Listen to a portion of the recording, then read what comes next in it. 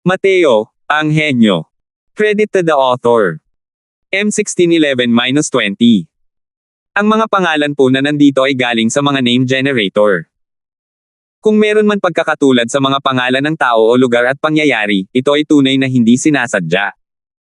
Gumugol ng napakalaking pagsisikap, sa wakas ay napino ni Davis ang unbosom immortal cloud pill. Lihim siyang bumantong hininga dahil sa ginhawa, pinunasan ang pawis sa kanyang noo, at nanaghoy sa kanyang puso, nakakapagod talaga. Kahit hindi isinasaalang-alang ang antas, ang kahusayan ng pagpino ng unbosom immortal cloud pill ay hindi na mas mababa kaysa sa ilang mababang antas ng divine pills. Ngunit sa oras na ito, isang mapangutyang boses ang pumasok sa kanyang pandinig.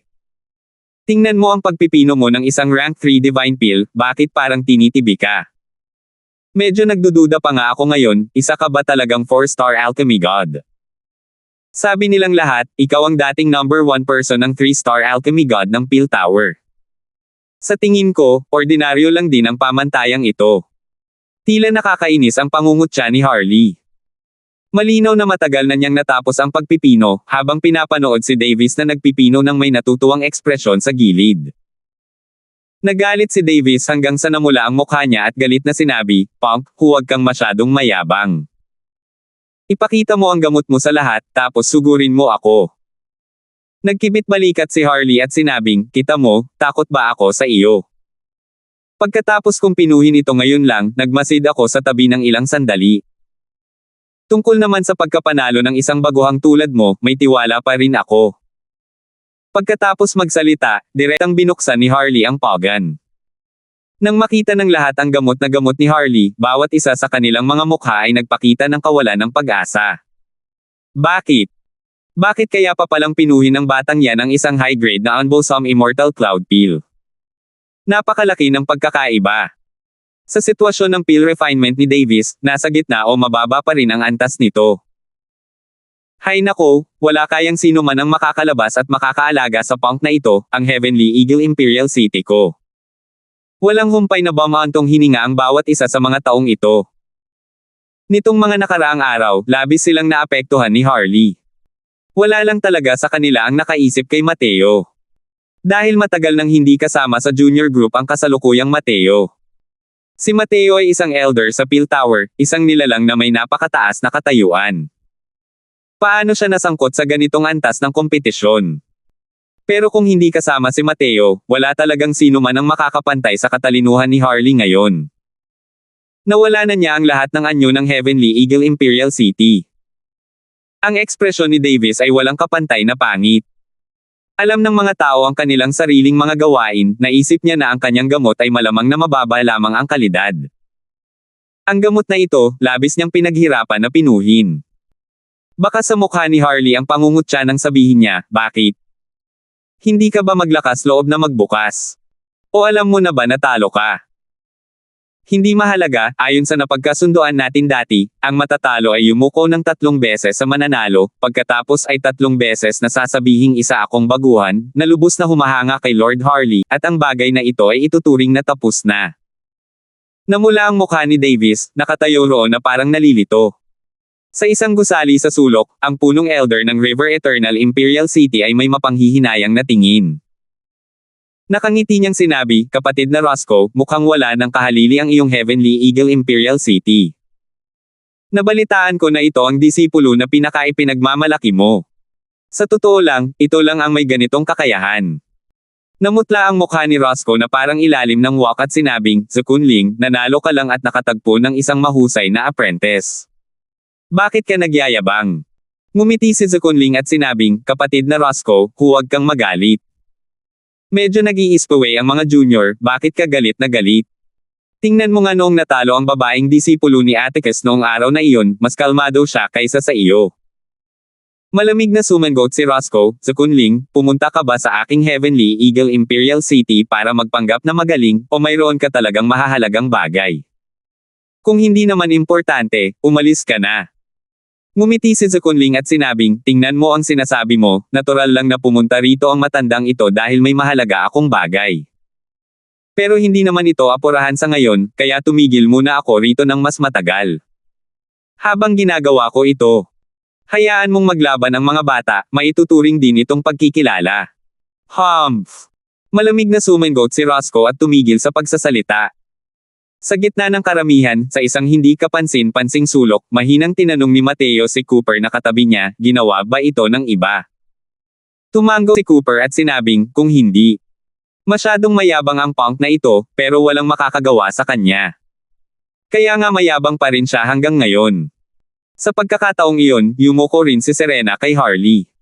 Walang hayagang galit na nararamdaman si Mateo.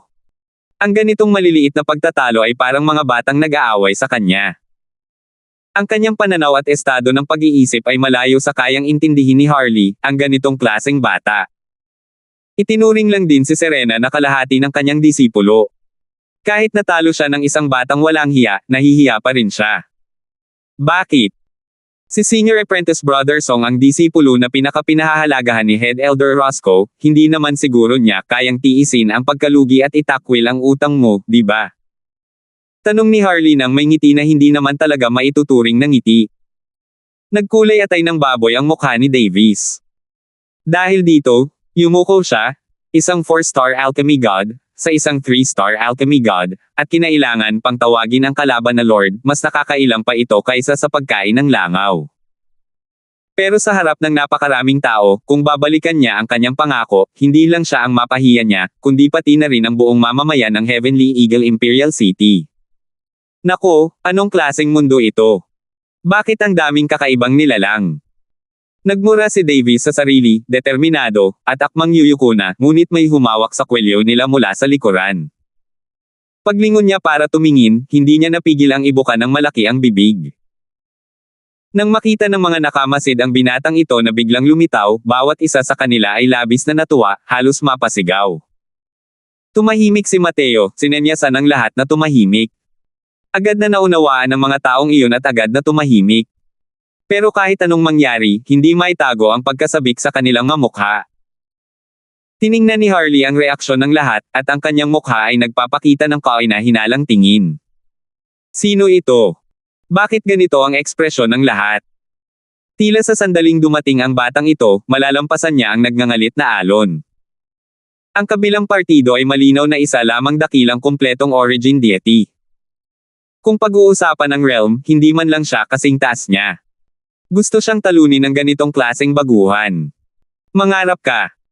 Hindi ba niya nakita na talo na sa kanya ang 4-star alchemy god na nasa harap niya? Oo. Magsasalita na sana si Davis pero naputol ito ni Mateo. Malamig niyang sinabi, sige, ako na ang bahala. Tumabi ka at manood. Nang makitang sinabi ito ni Mateo, para bang nabigyan ng amnestia si Davis at nakahinga ng maluwag. Hindi niya kailanman pinangarap na si Mateo ay talagang lalapit sa pagkakataong ito. Dapat malaman ng isa, ang nakaraan niya kasama si Mateo ay medyo hindi kanais-nais. Kung siya iyon, baka gusto rin niyang panoorin si Mateo na mawala ng malay sa entablado, pagkatapos ay umakyat at padalhan ng galit na punk itong kasama niya. Sa ganitong pag-iisip, hindi napigilan ni Davis na medyo maantig ang kanyang puso. Natuklasan niya na kumpara kay Mateo, isa lamang siyang kasuklam-suklam na tao. Ginantihan niya ng kabaitan ang kawalan ng utang na loob, hinayaan siyang umalis ng casual sa oras na ito. Masasabing nailigtas niya ang kanyang mukha hanggang sa pinakamatinding limitasyon. Sa unang pagkakataon, medyo pinagsisihan ni Davis ang pagsalungat kay Mateo. Tumigil ka. Senior Apprentice Brother Song, babawiin mo ba ang sinabi mo?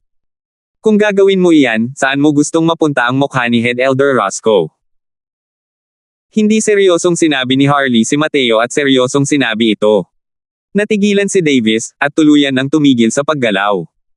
Ikinumpas ni Mateo ang kamay niya sa kanya, sinenyasan siyang bumaba, at malamig na sinabi kay Harley, hindi siya tumanggi.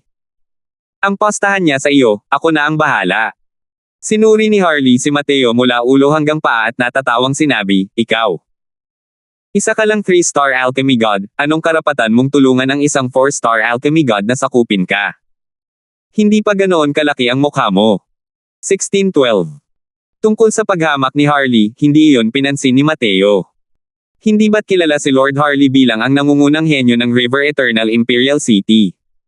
Bakit? Hindi ka man lang nang ahas na tanggapin ang hamon mula sa akin, isang simpleng 3-star alchemy god. Sabi ni Mateo nang may magaan na ngiti. May pagmamalaking tingin si Harley habang sinasabi, hindi basta-basta si Tom, Dick, at Harry ang makakahamon sa akin. Ang mga hinamon ko ay pawang mga dekalidad na batang henyo ng Heavenly Eagle Imperial City. Kaya sino ka ba sa tingin mo? Ang Harley na ito ay mayabang sa puso at mayabang sa ugali. Ang mga target na hinamon niya ay hindi basta-basta napili, kundi hinamon lamang pagkatapos ng maingat na pagsisiyasat. Wala lang nagsabi sa kanya na ang Heavenly Eagle Imperial City ay mayroon pa ring nakakatakot na pag-iral. Ang ganitong pag-iral ay wala pa sa parehong antas ng isang tinatawag na henyo na tulad nito. Pagkasabi ni Harley ng mga sinabi niya, agad na kumalat ang kakaibang atmosfera sa karamihan. Dahan-dahang kumilos si Mateo, hudyat na kumalma ang lahat. Agad na naintindihan ng lahat at mabilis na tumahimik. Napansin na nila na sadyang nandito si Mateo para sampilan ang mga mukha, at sinasadya niyang isenye sa kanila na huwag ibunyag ang kanyang pagkakakilanlan. Labis ang depresyon ng lahat nitong mga nakaraang araw. Ang kanilang mga henyo ay dumanas ng matinding pagkatalo, ngayon, maging ang 4-star alchemy god na si Davis ay natalo rin. Higit sa lahat, kung matalo sila, matalo sila. Pero ang natalo ay kinailangan pang yumuko ng 3 beses sa kanya at kinailangan pang magsabi ng mga nakakasukang salita. Ang mga kilos ni Harley ay pumukaw na sa damdamin ng lahat na puno ng iisang puot sa kaaway. Si Mateo na ang nagkusa ngayon na lumabas at alagaan si Harley, paano sila hindi magiging masaya? Kaya naman, naging lubos silang nagtutulungan.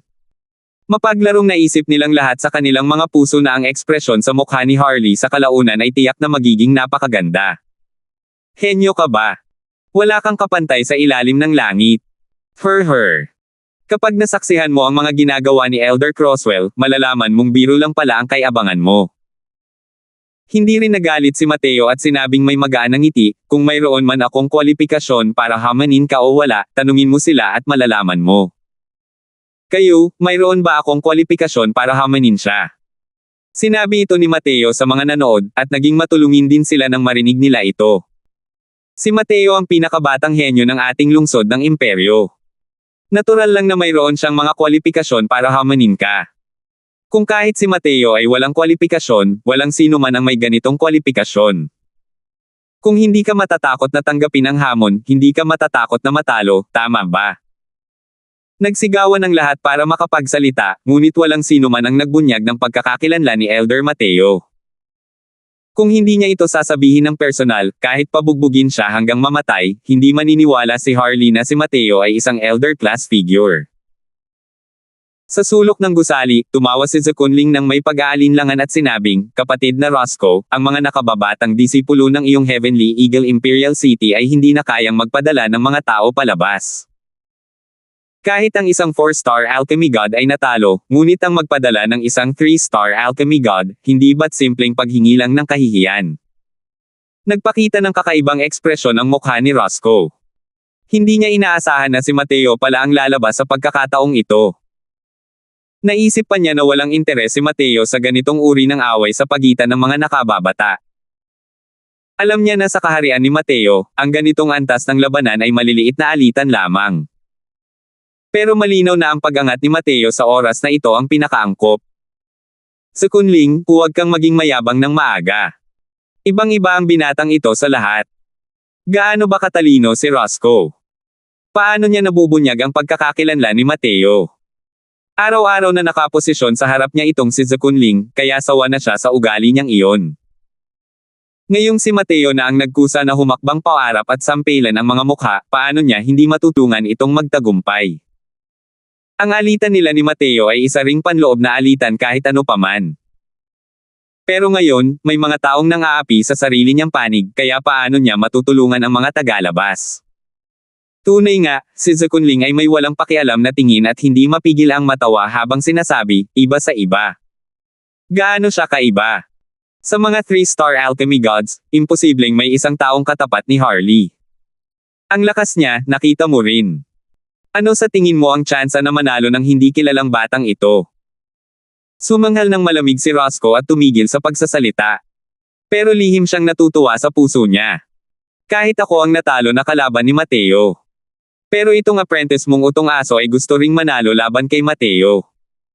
Hindi ka man lang kwalipikadong lumuhad at dilaan ang sapatos niya. Nang makita ang mga sinabi ng lahat, kasama ang mga tinginan noong nakita nila si Mateo dati, natukoy na ni Harley na malamang na isa si Mateo sa mga sumisikat na bituin sa lungsod. Maliban na lang, bakit walang nagsabi sa kanya na mayroon pa ring batang makapangyarihang lalaki pagkatapos niya magtanong ng maraming araw? Maaari kayang ang lalaking ito sa harap niya ang pinakamalakas na tao sa kabataan? Gayunpaman, sino ang may pakialam? Kahit sinong batang henyo ay maaari lang lumuhad at dilaan siya. Sige, bibigyan kita ng pagkakataong ito. Pareho lang ang mga patakaran, talo ka, kasama siya. Pagmamalaking sabi ni Harley. Ngumiti si Mateo at sinabing, tapos na, walang problema. Sumulyap si Harley kay Mateo at malamig na sinabi, huwag mong sabihing binubuli kita. Pumili ka ng gamot. Pumili ka lang ng magaling ka dahil hindi mahalaga sa akin iyon. Itinuro ni Mateo ang Unbosom Immortal Cloud Pill at nakangiting sinabi, ito na nga. Nagulat si Harley. Naisip pa niya na gusto ni Mateo na pumili ng mas madaling gamot. Hindi niya inaasahan na ang batang ito ay talagang nangahas na hamanin ang Unbosom Immortal Cloud Pill.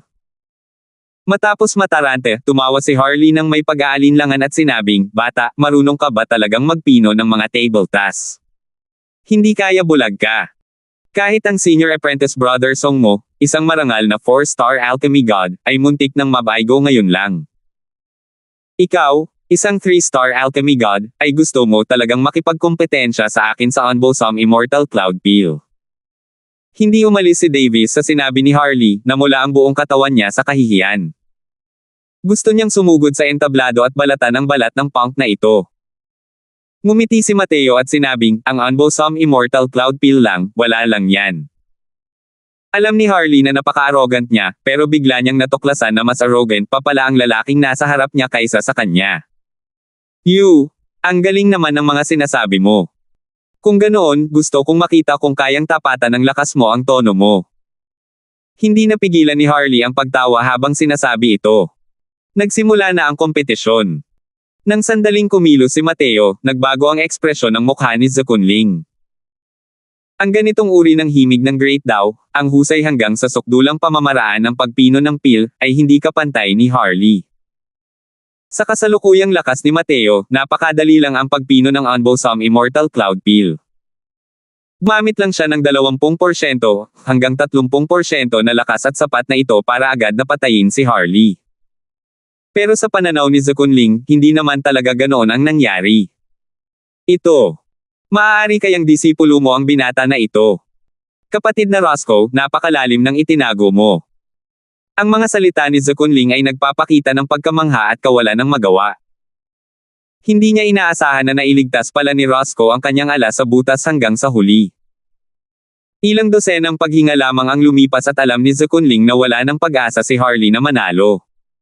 Kahit isang piraso wala. Nang makita ang nanlalambot na ekspresyon ni Zukunling, ito ang unang beses na tumawa ng ganito kasaya si Roscoe sa loob ng isang buwan. Tumawa si Roscoe at sinabing, hey, walang ganoong biyayang taglay ang matandang ito at wala ring ganoong lakas. Gulat na sabi ni Zukunling, maaari kayang.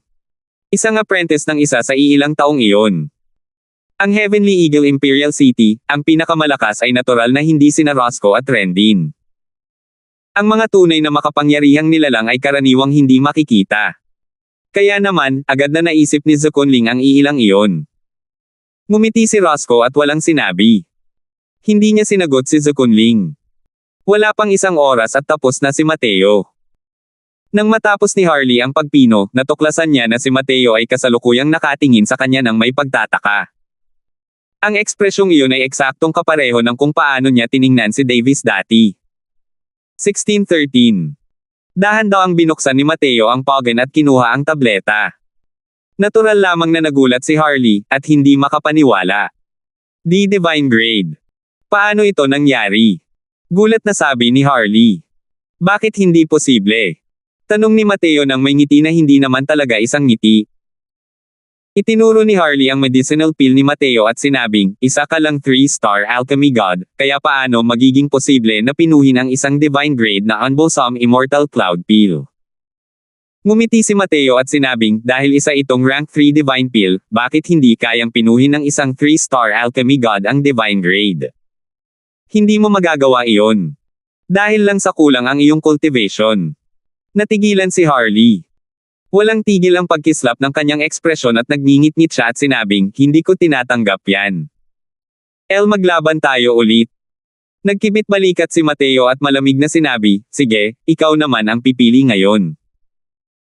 Nagngingit-ngit si Harley at sinabing, gusto kong makipagkompetensya sa Mystic Moonshade Condensing Pill kasama ka. Ang Mystic Moonshade Condensing Pill ang kasalukuyang pinakamataas na kakayahan ni Harley. Kung ikakategorya ito ayon sa kahirapan, dapat itong mapabilang sa pinakamataas na antas 6. Sa kasalukuyang kakayahan ni Harley, kahit ang pagpino ng mababang grado ay sa pamamagitan lamang ng brutal na puwersa at may kahirapan. Pero sa oras na ito, wala na siyang pakialam. Kung ikukumpara sa ibang mga henyo, ang edad ni Harley ay maituturing ng napakabata. Hanggang sa kasalukuyan, siya ay nasa pagitan lamang ng 500 hanggang 600 taong gulang. Ngunit ngayon, tuluyan siyang natalo ng isang taong nasa parehong ranggo na wala pang 300 taong gulang. Hindi niya matiis ang hinaing na ito. Ngumiti si Mateo at sinabing, akala ko pa nga pipili ka ng level 7 difficulty. Hindi ko inaasahan na pipili ka pa ng pipili, level 6 pa rin naman. Kalimutan mo na yan, hindi mo na rin kailangang pinuhin pa. Manood ka lang sa tabi. Kapag natapos ko ng pinuhin, kung sa tingin mo ay kaya mo akong malampasan, hindi pa huli ang lahat para gumawa ng hakbang. Galit na galit si Harley.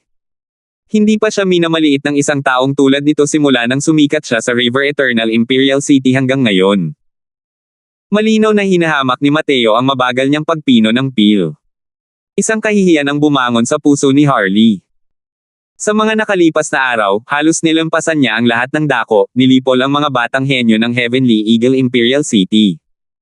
Ngayon, siya na naman. Pero bago pa man siya hintaying pumayag, sinimulan na ni Mateo ang pag-inom ng gamot. Habang tumitingin si Harley sa isang tabi, lalo siyang nababahala. Lubos siyang natulala sa kakayahan ni Mateo sa alchemy. Kaya ba talaga ng isang 3-star alchemy god na gawin ito ng ganito kalaki?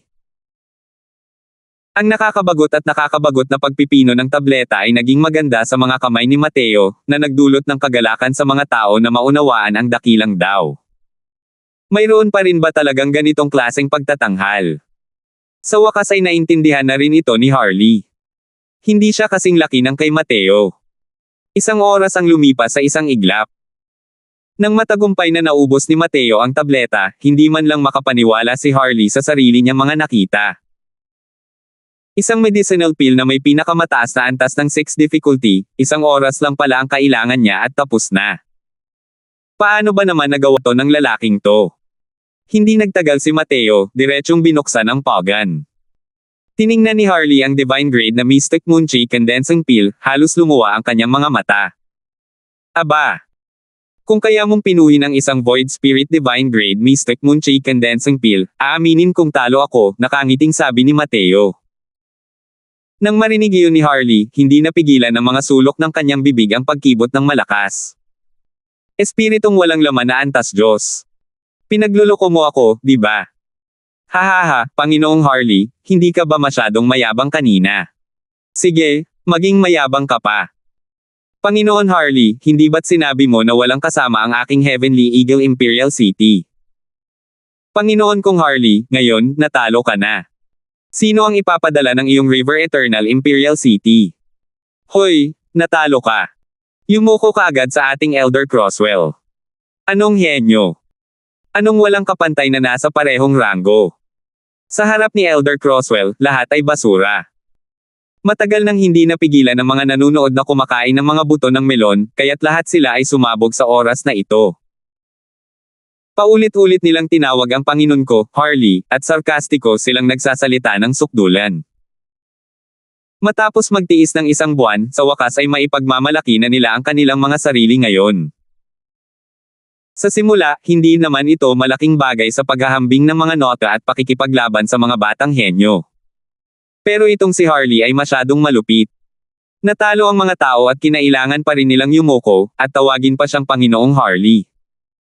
Sa pag-uugali niya ng ganoon, kakaiba kung magiging masaya ang mga tao ng Heavenly Eagle Imperial City. Sa oras na ito, kung hindi nila sisirain si Harley, kailan pa sila maghihintay? Tumingin si Mateo kay Harley at nakangiting sinabi, ano ang ibig sabihin ng hindi pagsasalita? Hindi ba ito pag-amin ng pagkatalo? Ganito lang talaga ang batang henyo ng River Eternal Imperial City. Natulala ang buong pagkatao ni Harley sa oras na ito at hindi pa rin siya nakakapag-react kung sino ang nakatatanda kay Mateo. Hindi lang si Harley ang naroon, kundi naroon din ang ilan sa kanyang mga nakatatandang kapatid na apprentice. Sa oras na ito, isang binata na may hawak na espada ang dahan-daang lumabas sa karamihan, ang kanyang mga mata ay nagliliyab habang nakatingin kay Mateo at sinabing, kapatid na ito, iniisip ko kung bakit kanila tinatawag na Elder Crosswell.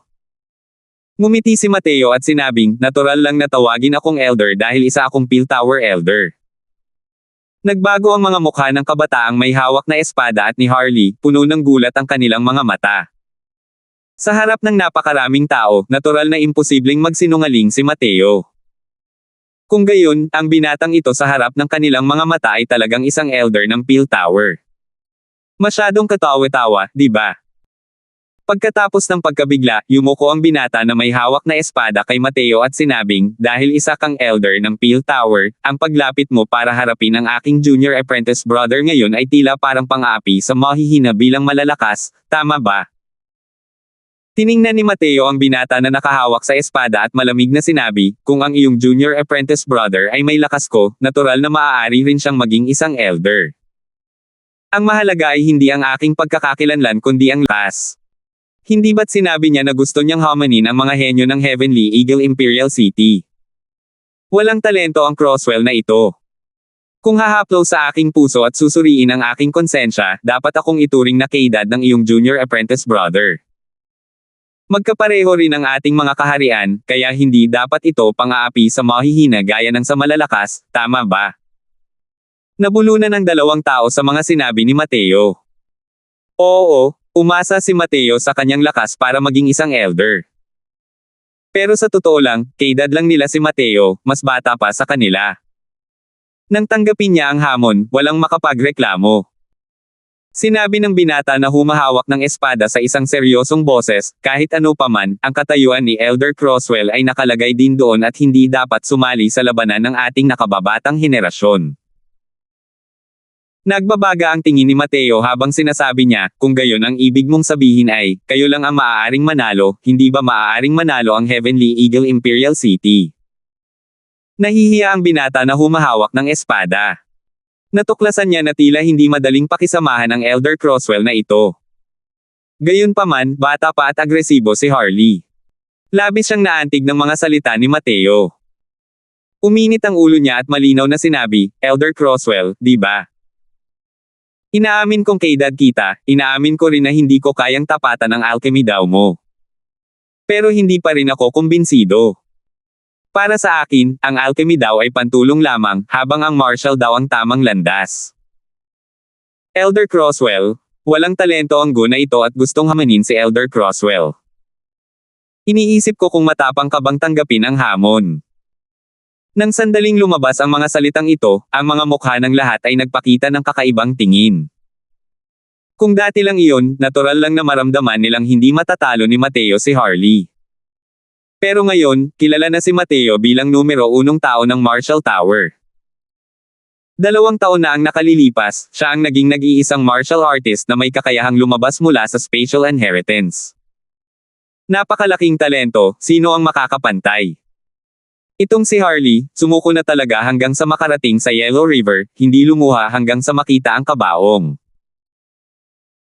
Malamig ding sinabi ng binata na humahawak ng espada, Elder Crosswell, ang isang tinatawag na henyo ay dapat na pambihira sa parehong alchemy at martial arts. Dahil ikaw ang elder ng Heavenly Eagle Imperial City, ipinapalagay kung mayroon ka ring ilang mga nagawa sa martial arts.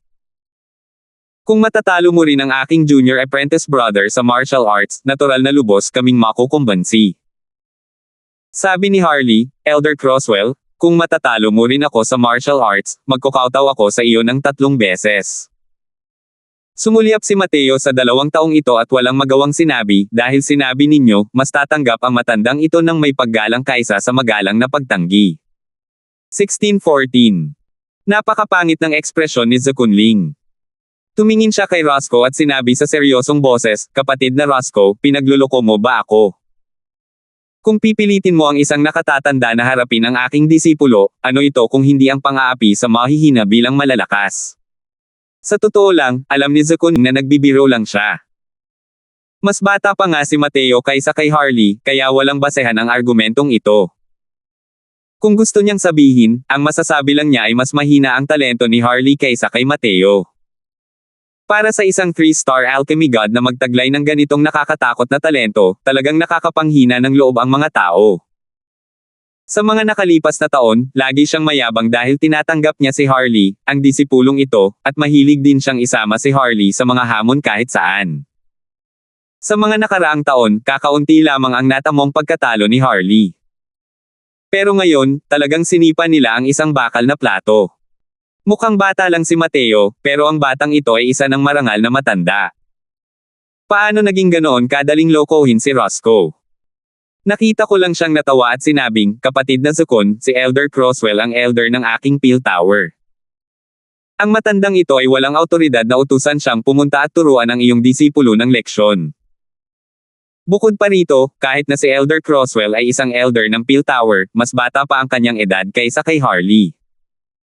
Kung pag-uusapan ng tunay na pinakamalakas na batang henyo ng aking Heavenly Eagle Imperial City, dapat siya iyon."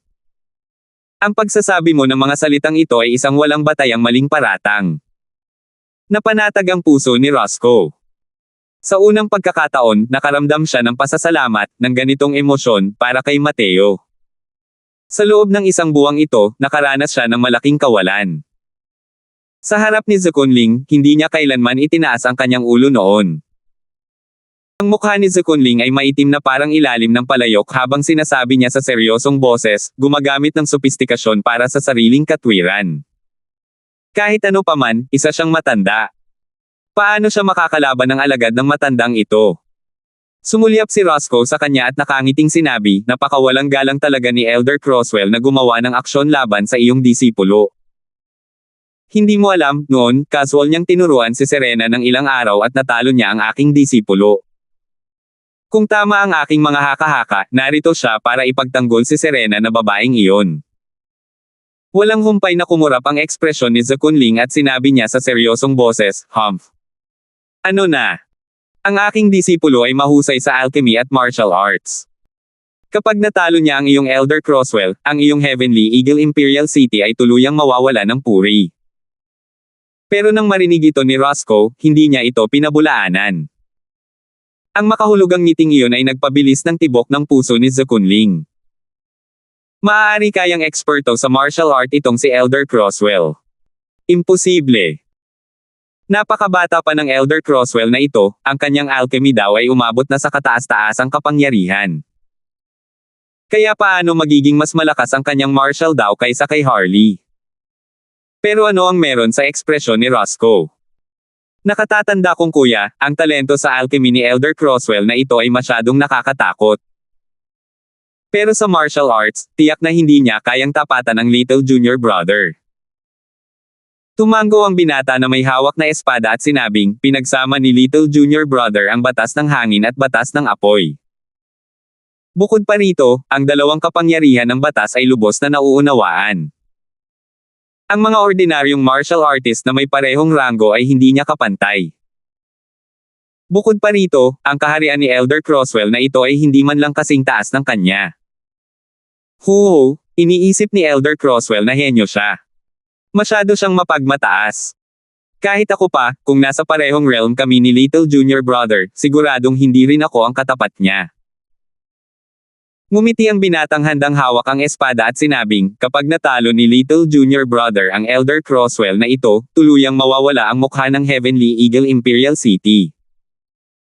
Buong pagmamalaking tiningnan ni Harley si Mateo at sinabing may paghamak, "Galaw ka. Mas mataas ang aking kaharian kaysa sa iyo, kaya papayagan kita ng 3 galaw para hindi sabihin ng iba na inaapi kita." Pagkasabi niya ng mga salitang iyon, muling nagpakita ng kakaibang tingin ang mga tao.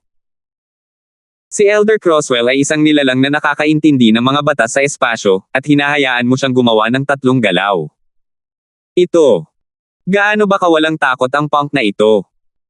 Tunay nga, ngumiti si Mateo at sinabing, ako, bilang isang elder, maaari pa rin ba kitang pagsamantalahan, isang junior?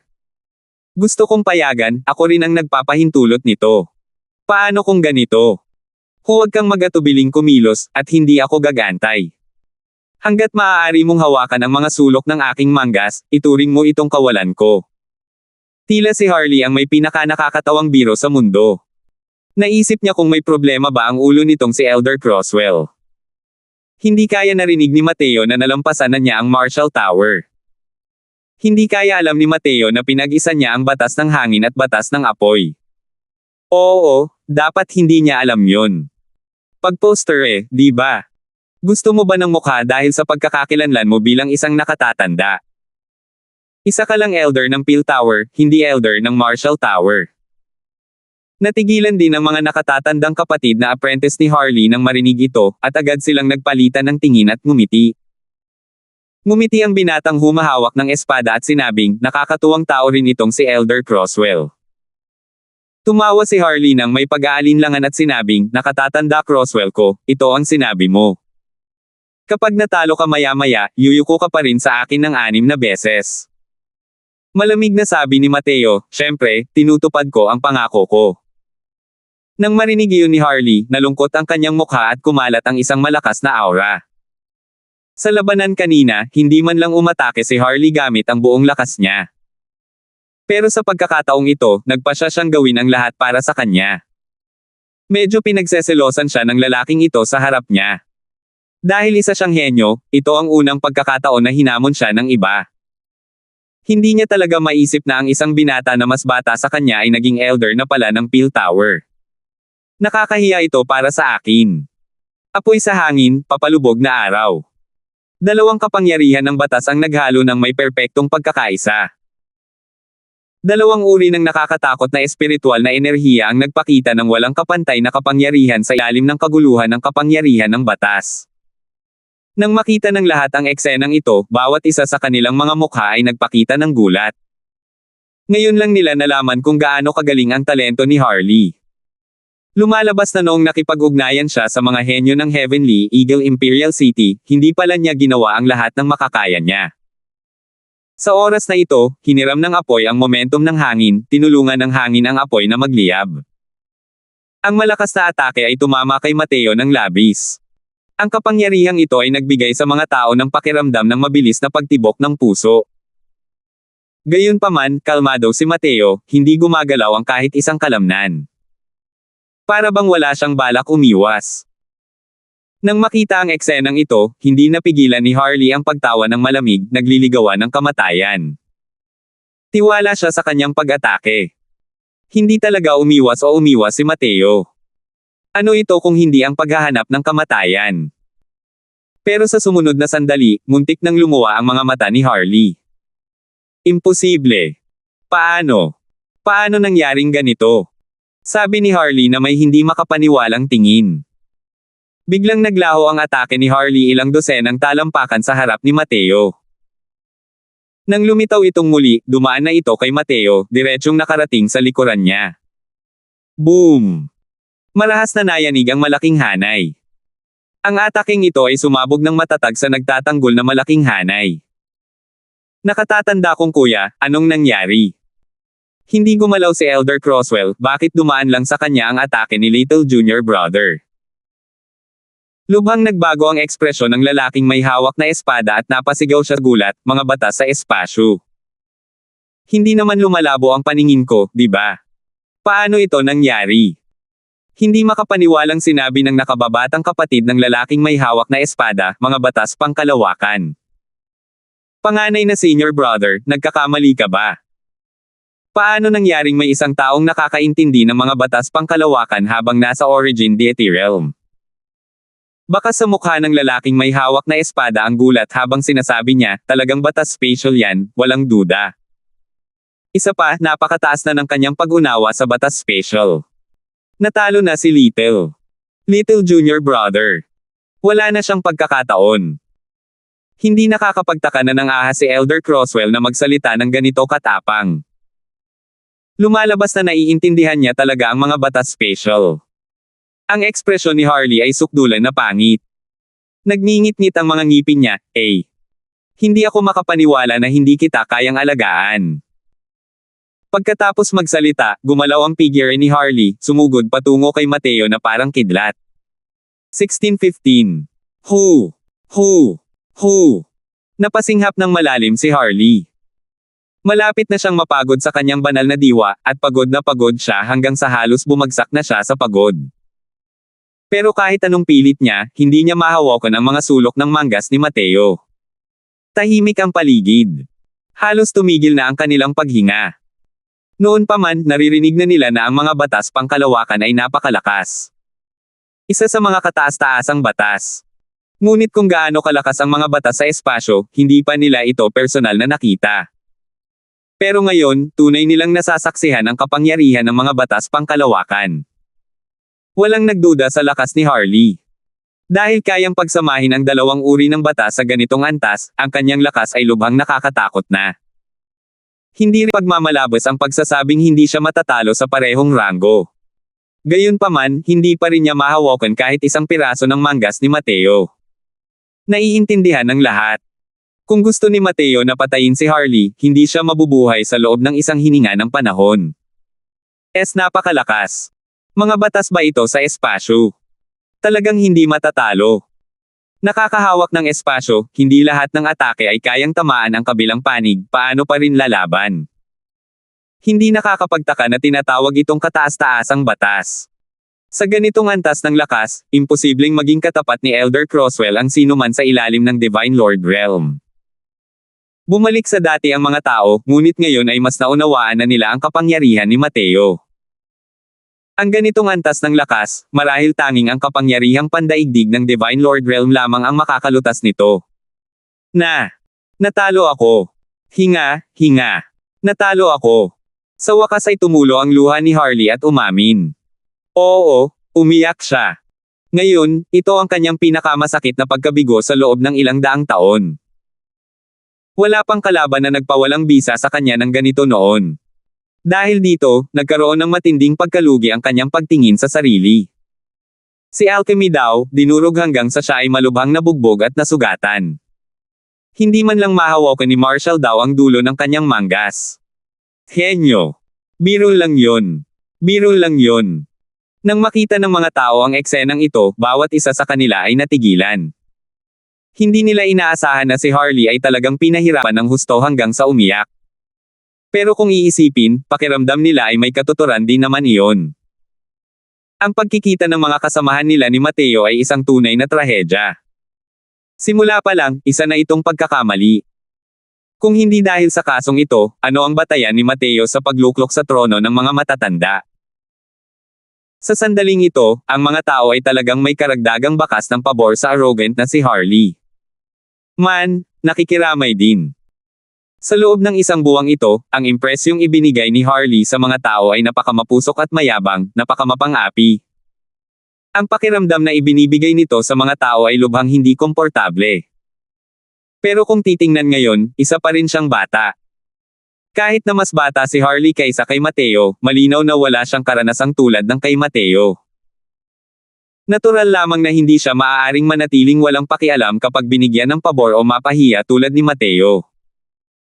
Hindi rin inaasahan ni Mateo na gagawin pala ni Harley ang ganito. Matapos sandaling mataranta, lumapit siya para tapikin ang balikat nito at malamig na sinabi, karaniwan lang sa mga sundalo ang tagumpay at pagkatalo. Sandali lang ang talo mo, kaya hindi na ito malaking problema. Tinapik ni Harley ang kamay ni Mateo at sinabing may luha sa mga mata, hindi ko kailangan ng awa mo. Ginagamit mo ba ang ugali ng nanalo para ipahiya ako ngayon din? Mangarap ka. Dahil sa pangungusap na ito, ang pahiwatig ng magandang impresyon na bigla na lang lumitaw sa lahat ay agad na naglaho na parang mga bula ng sabon. Pero hindi nagalit si Mateo at malamig na sinabi, sa tingin mo ba ay kailangan ko iyon? Hindi napigilan ni Harley ang mabulunan ng marinig iyon. Tumingin siya kay Mateo at ibinuka ang kanyang bibig, ngunit hindi ito makapagsalita. Oo, hindi talaga siya katulad ni Mateo sa mundong iyon. Walang halaga ang kanyang kaunting pagmamalaki sa paningin ni Mateo. Siya ang elder ng Peel Tower, isang pinakamataas na figure ng lungsod ng imperyo. Samantalang siya, tunay ngang malaki ang potensyal niya at maaaring maging pinakamataas na figure ng River Eternal Imperial City sa hinaharap. Pero lumipas ang maraming taon. Ang agwat nila ni Mateo ay lalo lamang lumalaki at lumalaki kasabay ng paglipas ng panahon, at hindi lumiliit. Tiningnan ni Mateo ang ekspresyon ng kanyang mukha at nakangiting sinabi, nakita mo lang ang lakas ko, pero hindi mo alam kung ano ang naranasan ko. Ang lakas ay hindi basta-basta lumalabas, para matalo kita, hindi lang ito basta talento. Inaamin kong napakagaling mo talaga, pero libo-libo at 10,000 taon na ang lumipas, maaaring hindi ka na mas malakas pa kaysa sa mga disipulo ng ating Heavenly Eagle Imperial City. Kaya naman, kung magkukumpare ka, malugod namin itong tinatanggap. Pero masyado kang mapang-api sa paggawa ng mga bagay-bagay, kaya hindi ka namin tinatanggap.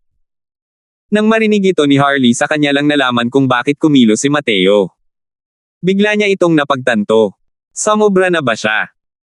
Ang pagpapanalo sa kalaban at kahit ang sadyang pagpapahiya sa kalaban, kahit kanino mangyari ang ganitong bagay, hindi rin sila matutuwa. Nagkamali ako. Mahinang sabi ni Harley. Nagduda ang lalaking may hawak na espada kung mali ba ang narinig niya o hindi. Inamin naman ni Little Junior Brother ang kanyang pagkakamali sa iba. Isang taong kasing mayabang ni Little Junior Brother ang umamin ng pagkakamali sa iba. Nagpalitan ng tingin ang lahat ay natulala. Inamin talaga ng matigas ang ulo at suwail na binata na ito ang kanyang pagkakamali kay Elder Crosswell. Sobrang galing. Tumingin si Mateo kay Harley at nakangiting sinabi, kahit manalo ka pa laban sa lahat ng henyong disipulo ng Heavenly Eagle Imperial City, wala rin akong pakialam sa iyo. Pero nanalo ka at gusto mo pang ipahiya ang kalaban mo, hindi ko matiis yan. Sinasampal mo ang buong mukha ng Heavenly Eagle Imperial City. Ako, bilang elder ng Peel Tower, natural lang na kailangan kong gumawa ng hakbang para maturuan ka ng leksyon. Umalis ka na, gamit ang talento mo, walang hanggan ang magiging kinabukasan mo. Pero kung patuloy kang magpapakatanga at minamaliit ang mga taong tulad nito, malaki ang matatalo mo sa kalaunan. Ngayon, gumawa lang ako ng hakbang para turuan ka ng leksyon, pero malamang hindi ka basta-basta bibitawan ng kaaway mo. Nagngingit-ngit si Harley at sinabing, ako. Maraming salamat sa mga turo ni Elder Crosswell. Pagkatapos magsalita, yumuko si Harley ng 3 beses kay Mateo nang may paggalang, tumalikod, at umalis. Ang lalaking may hawak na espada at ang iba pa ay natakot na ma-accident si Harley kaya dali-daling sumunod. Sabi ng isang nakatatandang apprentice, kapatid na kababata, ikaw. Hindi mo kailangang isapuso yan. Karaniwang nangyayari sa mga sundalo ang panalo at pagkatalo, sa susunod, manalo na lang tayo. Sumulyap si Harley sa kanya at sinabing, Senior Apprentice Brother, sa tingin mo ba ay may pagkakataon akong makuha siya? Nabulunan ng Senior Apprentice Brother na iyon nang marinig iyon. Gustong-gusto niyang sabihin na kaya niya, pero alam niyang kung walang mangyayaring hindi inaasahan, malamang na hindi maaabutan ni Harley si Mateo habang buhay. Hindi kayang tumbasan ng mahirap na trabaho ang pagkakaiba nila. Biglang lumingon si Harley at sinabi sa lalaking may hawak na espada, nakatatanda kong kapatid, ang mahalagang kayamanan ay mabubuhay sa pagkakataong ito, gusto ko ring sumama. Hindi masyadong nagulat ang lalaking may hawak na espada at nakangiting sinabi, wala akong tutol. Pero, kailangan pa rin ito ang pagsang-ayon ng Panginoon. Tumanggaw si Harley, tumalikod, at umalis. Sok-sok, si Elder Crosswell ay si Elder Crosswell, talagang kahanga-hanga. Oo, nagyayabang ang batang yan nitong mga nakaraang araw. Hindi lang siya pinaiyak ni Elder Crosswell, pinilit pa niya itong aminin ang kanyang kasalanan ng may pagsunod. Ibig sabihin niyan, kumbinsido ako. Kahit anong klaseng henyo, kapag nakilala na nila si Elder Crosswell, isa na namang trahedya iyon. Haha, si Elder Crosswell ay isang henyong mamamatay tao. Dati, ganito si Davis. Ngayon, ganito rin itong si Harley. Ang balita tungkol sa panakit ni Mateo kay Harley hanggang sa umiyak ay nagpasigla sa lahat. Ang pananakit kay Harley ay nasa loob ng inaasahan ng lahat. Pero hindi nila inakala na si Harley pala ang nagkusa na aminin ang pagkakamali sa huli, tapat ang kanyang saloobin. Napakatigas ng ulo at masungit na henyo, nakakapangilabot talaga ito sa mga tao.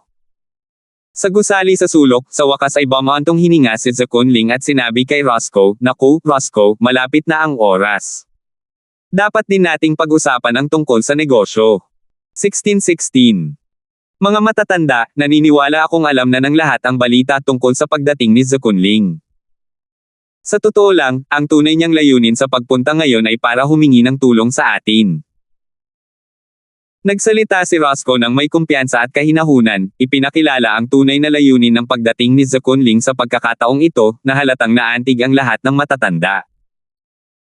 Lumalabas na ang walang hanggang lungsod ng imperial sa ilog ay nagkaroon ng biglaang kababalaghan. Malamang na isang mahalagang kayamanan ang malapit ng ipanganak. Ngunit ang lugar kung saan naganap ang kababalaghan ay nasa hangganan ng bantog na lungsod ng imperyo ng mga Orchideas. Ang penomenong ito ay malinaw na hindi maitago sa mga mata at tainga ng lahing demonyo. Isang tiyak na kayamanan na kayang magdulot ng isang kababalaghan sa langit at lupa, natural lamang na pagnanasaan din ito ng lahi ng mga demonyo. Ngayon, mayroon ng malalaking grupo ng mga eksperto na nagtitipon sa lugar kung saan naganap ang kababalaghan. Nag-aalala ang walang hanggang lungsod ng imperial na ilog na baka hindi kayang suportahan ng isang gumuguhong gusali ang isang kahit isang troso. Kaya naman, humingi sila ng tulong sa mga nakapalibot na lungsod ng imperial. Ang grupo ni Zakunling ay tiyak na pumunta sa lungsod ng imperial ng langit na may agila upang humingi ng tulong. Magkalapit ang dalawang lungsod ng imperyo.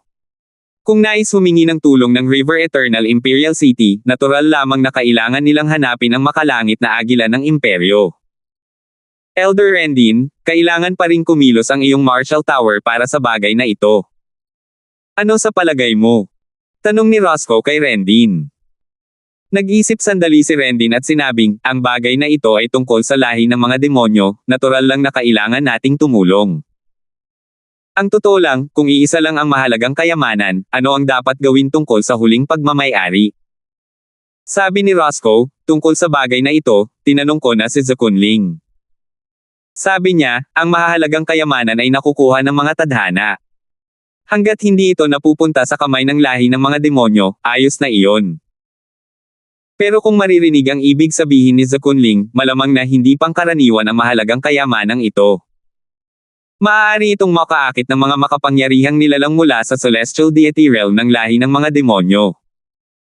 Nang sandaling lumabas ang mga salitang ito, biglang nagbago ang ekspresyon ng mukha ng lahat. Kapag pumasok na ang mga powerhouse ng celestial deity realm, magiging napakahirap ng bagay na ito. Pinag-isipan ito ni Rendin at sinabing, ang bagay na ito, mas makabubuti para sa matandang ito na personal na kumilos. Dahil wala na ang iba, malamang hindi nila makontrol ang sitwasyon. Kung hindi papansinin ang mga makapangyarihang lahi ng demonyo, ang lupang iyon kung saan isisilang ang mahalagang kayamanan ay malamang na mapanganib din. Hindi pwede. Head Elder Rendin Zing, ikaw ang pinuno ng Marshall Tower. Paano mo naman nagagawang sumugal ng personal? Oo, punong Elder Rendin Zing, ikaw ang pinakamalakas na tao sa Marshall Tower. Kung sakaling makaranas ka ng anumang sakuna, ano ang gagawin namin? Sa sandaling sinabi ni Rendin na gusto niyang umalis, maraming matatanda ang direktang nagpahayag ng pagtutol. Pero ikinumpas ni Rendin ang kanyang kamay at sinabing, dahil nga sa ang matandang ito ang pinakamalakas kaya ako personal na pumunta roon.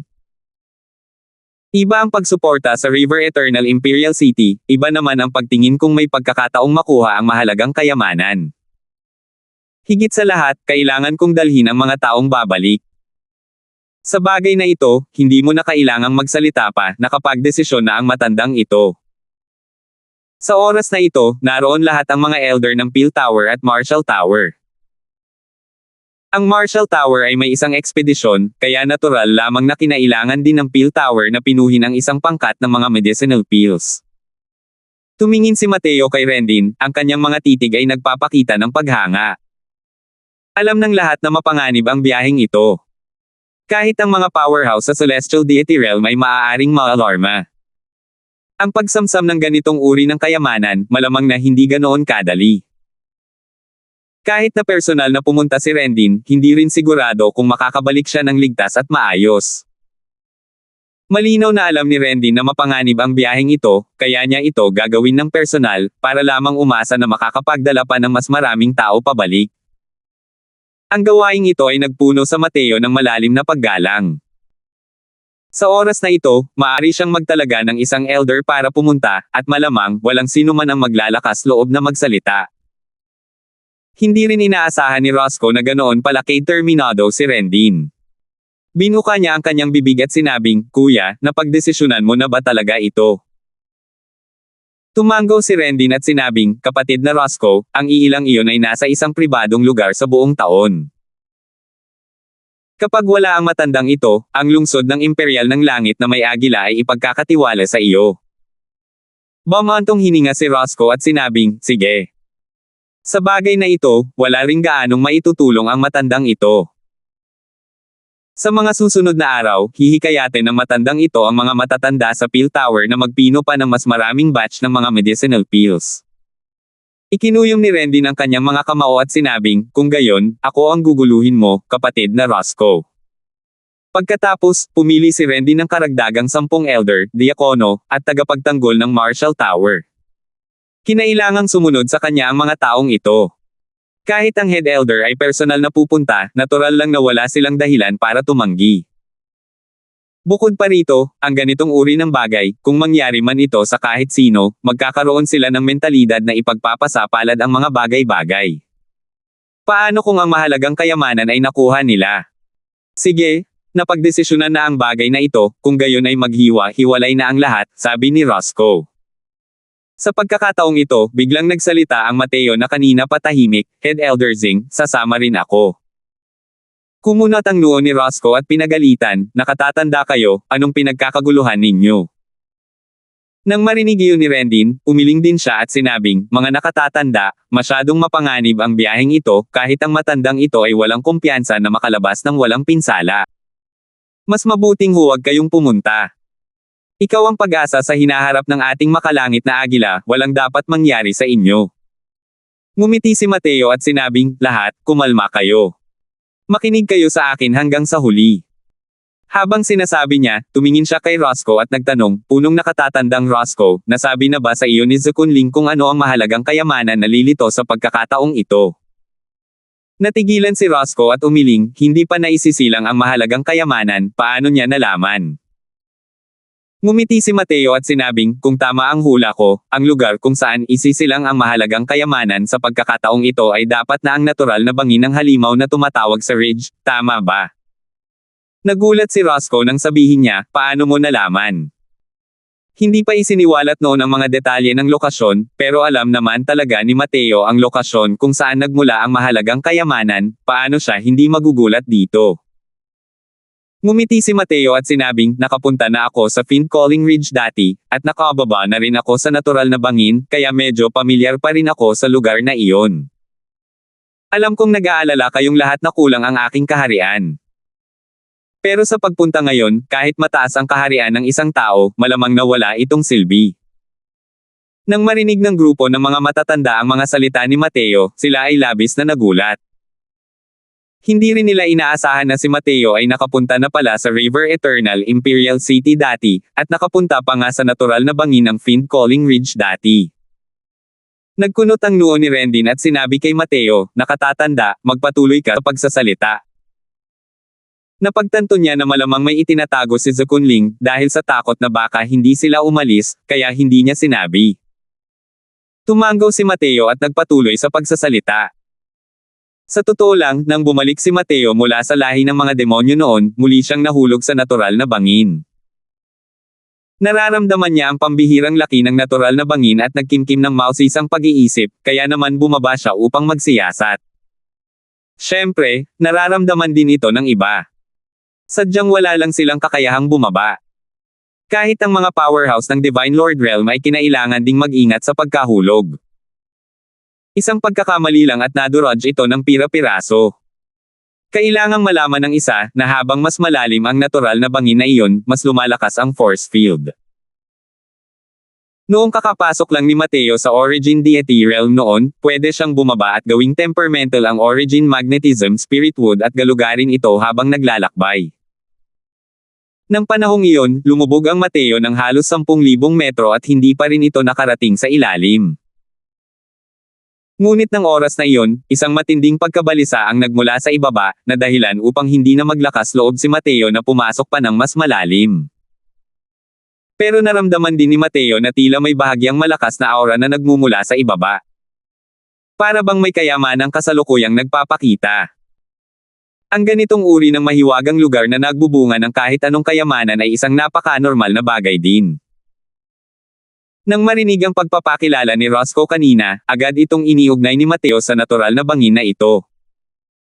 Kung tama ang aking mga haka-haka, ang mahalagang kayamanan na mabubuhay sa pagkakataong ito ay maaaring isang likas na mistikong kayamanan ng banal na Panginoon, o maaaring maging isang likas na mistikong kayamanan ng makalangit na Diyos. Ang mga salitang, Mateo, ay determinadong gulatin ang mga tao hanggang sa mamatay, na agad na nagpasiklab sa pagpupulong ng mga nakatatanda. Ano? Likas na banal na Panginoon, mystical na kayamanan. Diyos ko! Huwag mong pag-usapan ang likas na mystical na kayamanan ng Diyos ng Kalangitan, kahit ang likas na mystical na kayamanan ng Diyos ng Kalangitan, hindi rin kayang pigilan ng mga powerhouse ng Diyos ng Kalangitan. Hindi naman tayo niloloko ng zakunling na ito, di ba? Nagpakita ang lahat ng matatanda ng maalab na tingin, halatang labis na naantig sa likas na banal na Panginoong ito ng mahiwagang kayamanan. 1617. Parehong may gulat na ekspresyon sina Roscoe at Rendin. Sa terminong ito, labis silang nagulat sa likas na banal na Panginoon ng mistiko at kayamanan. Narinig lang ni Mateo si Dustless na binanggit ang bagay na ito nang sumisid din siya sa natural na bangin. Sinabi ni Mateo noong panahong iyon na napakalakas ng Origin Magnetic Field sa lugar na ito. Maaaring may likas na kayamanang mistiko na isinilang sa kailaliman. Ang antas na iyon ay ibang-iba sa likas na banal na Panginoong may kapal na mistiko na kayamanan at sa banal na Panginoong may kapal na mistiko na kayamanang pino pagkatapos ng kapanganakan. Bagamat bihira ang mga mistiko na kayamanan ng banal na Panginoon, na umaabot sa antas ni Roscoe at Rendin, ang pagkakaroon nito ay hindi problema. Ngunit ang likas na banal na Panginoong mistiko na kayamanan ay napakabihira kaya't ang marinig ito ay nakakapanindig ng balahibo. Ang dahilan kung bakit ito tinawag na likas na banal na Panginoon na mistiko na kayamanan ay dahil natural itong nabuntis. Napakahirap lang talaga ng mga kondisyon para sa pagkabuo. Sa ilang espesyal na lugar lang ito matagumpay na nakakapagbakuna. Likas na banal na Panginoon ng mga mistiko na kayamanan, ang kapangyarihan nito ay nalampasan ang parehong ranggo pagkatapos ipanganak na banal na Panginoon ng mga mistiko na kayamanan. Hindi lang iyon, ang pinakamahalagang aspeto ng likas na mistikong kayamanan ng banal na Panginoon ay ang natural na pagkakalikha nito. Sa loob nito ay naglalaman ng mga batas ng langit na daw. Kapag napino na ng mga martial artist ang isang likas na mistiko na kayamanan ng Divine Lord, maaari na nilang pagsamahin ang bahaging ito ng lakas ng langit na daw, at hinahayaan ang kanilang sarili na makawala sa mga kadena mula roon. Para sa isang powerhouse ng Divine Lord Realm, ang tsansa na makapasok sa Celestial Deity Realm ay tataas din ng malaki. Paanong hindi maaantig ng ganitong uri ng kayamanan ang mga tao? Kung ang bagay na ipinanganak sa pagkakataong ito ay isang likas na mystical na kayamanan ng makalangit na Diyos, ang halagang iyon ay hindi masukat. Tiyak na kikilos agad ang mga powerhouse ng Celestial Deity Realm. Nakatatanda kayo, napakahalaga ng bagay na ito, hindi kayo maaaring magbiro. Huminga ng malalim si Rendin at sinabi kay Mateo. Ngumiti si Mateo at sinabing, paano mo naman nagagawang magbiro tungkol dito? Pero ano ang nasa ilalim ng natural na bang na iyon, hindi mo rin ito masasabi ng sigurado. Pero talagang mapanganib ito. Bukod pa rito, habang mas malalim ang natural na bangin na iyon, mas malakas ang force field. Ang kaharian ng isang tao ay lubos ding masusupal.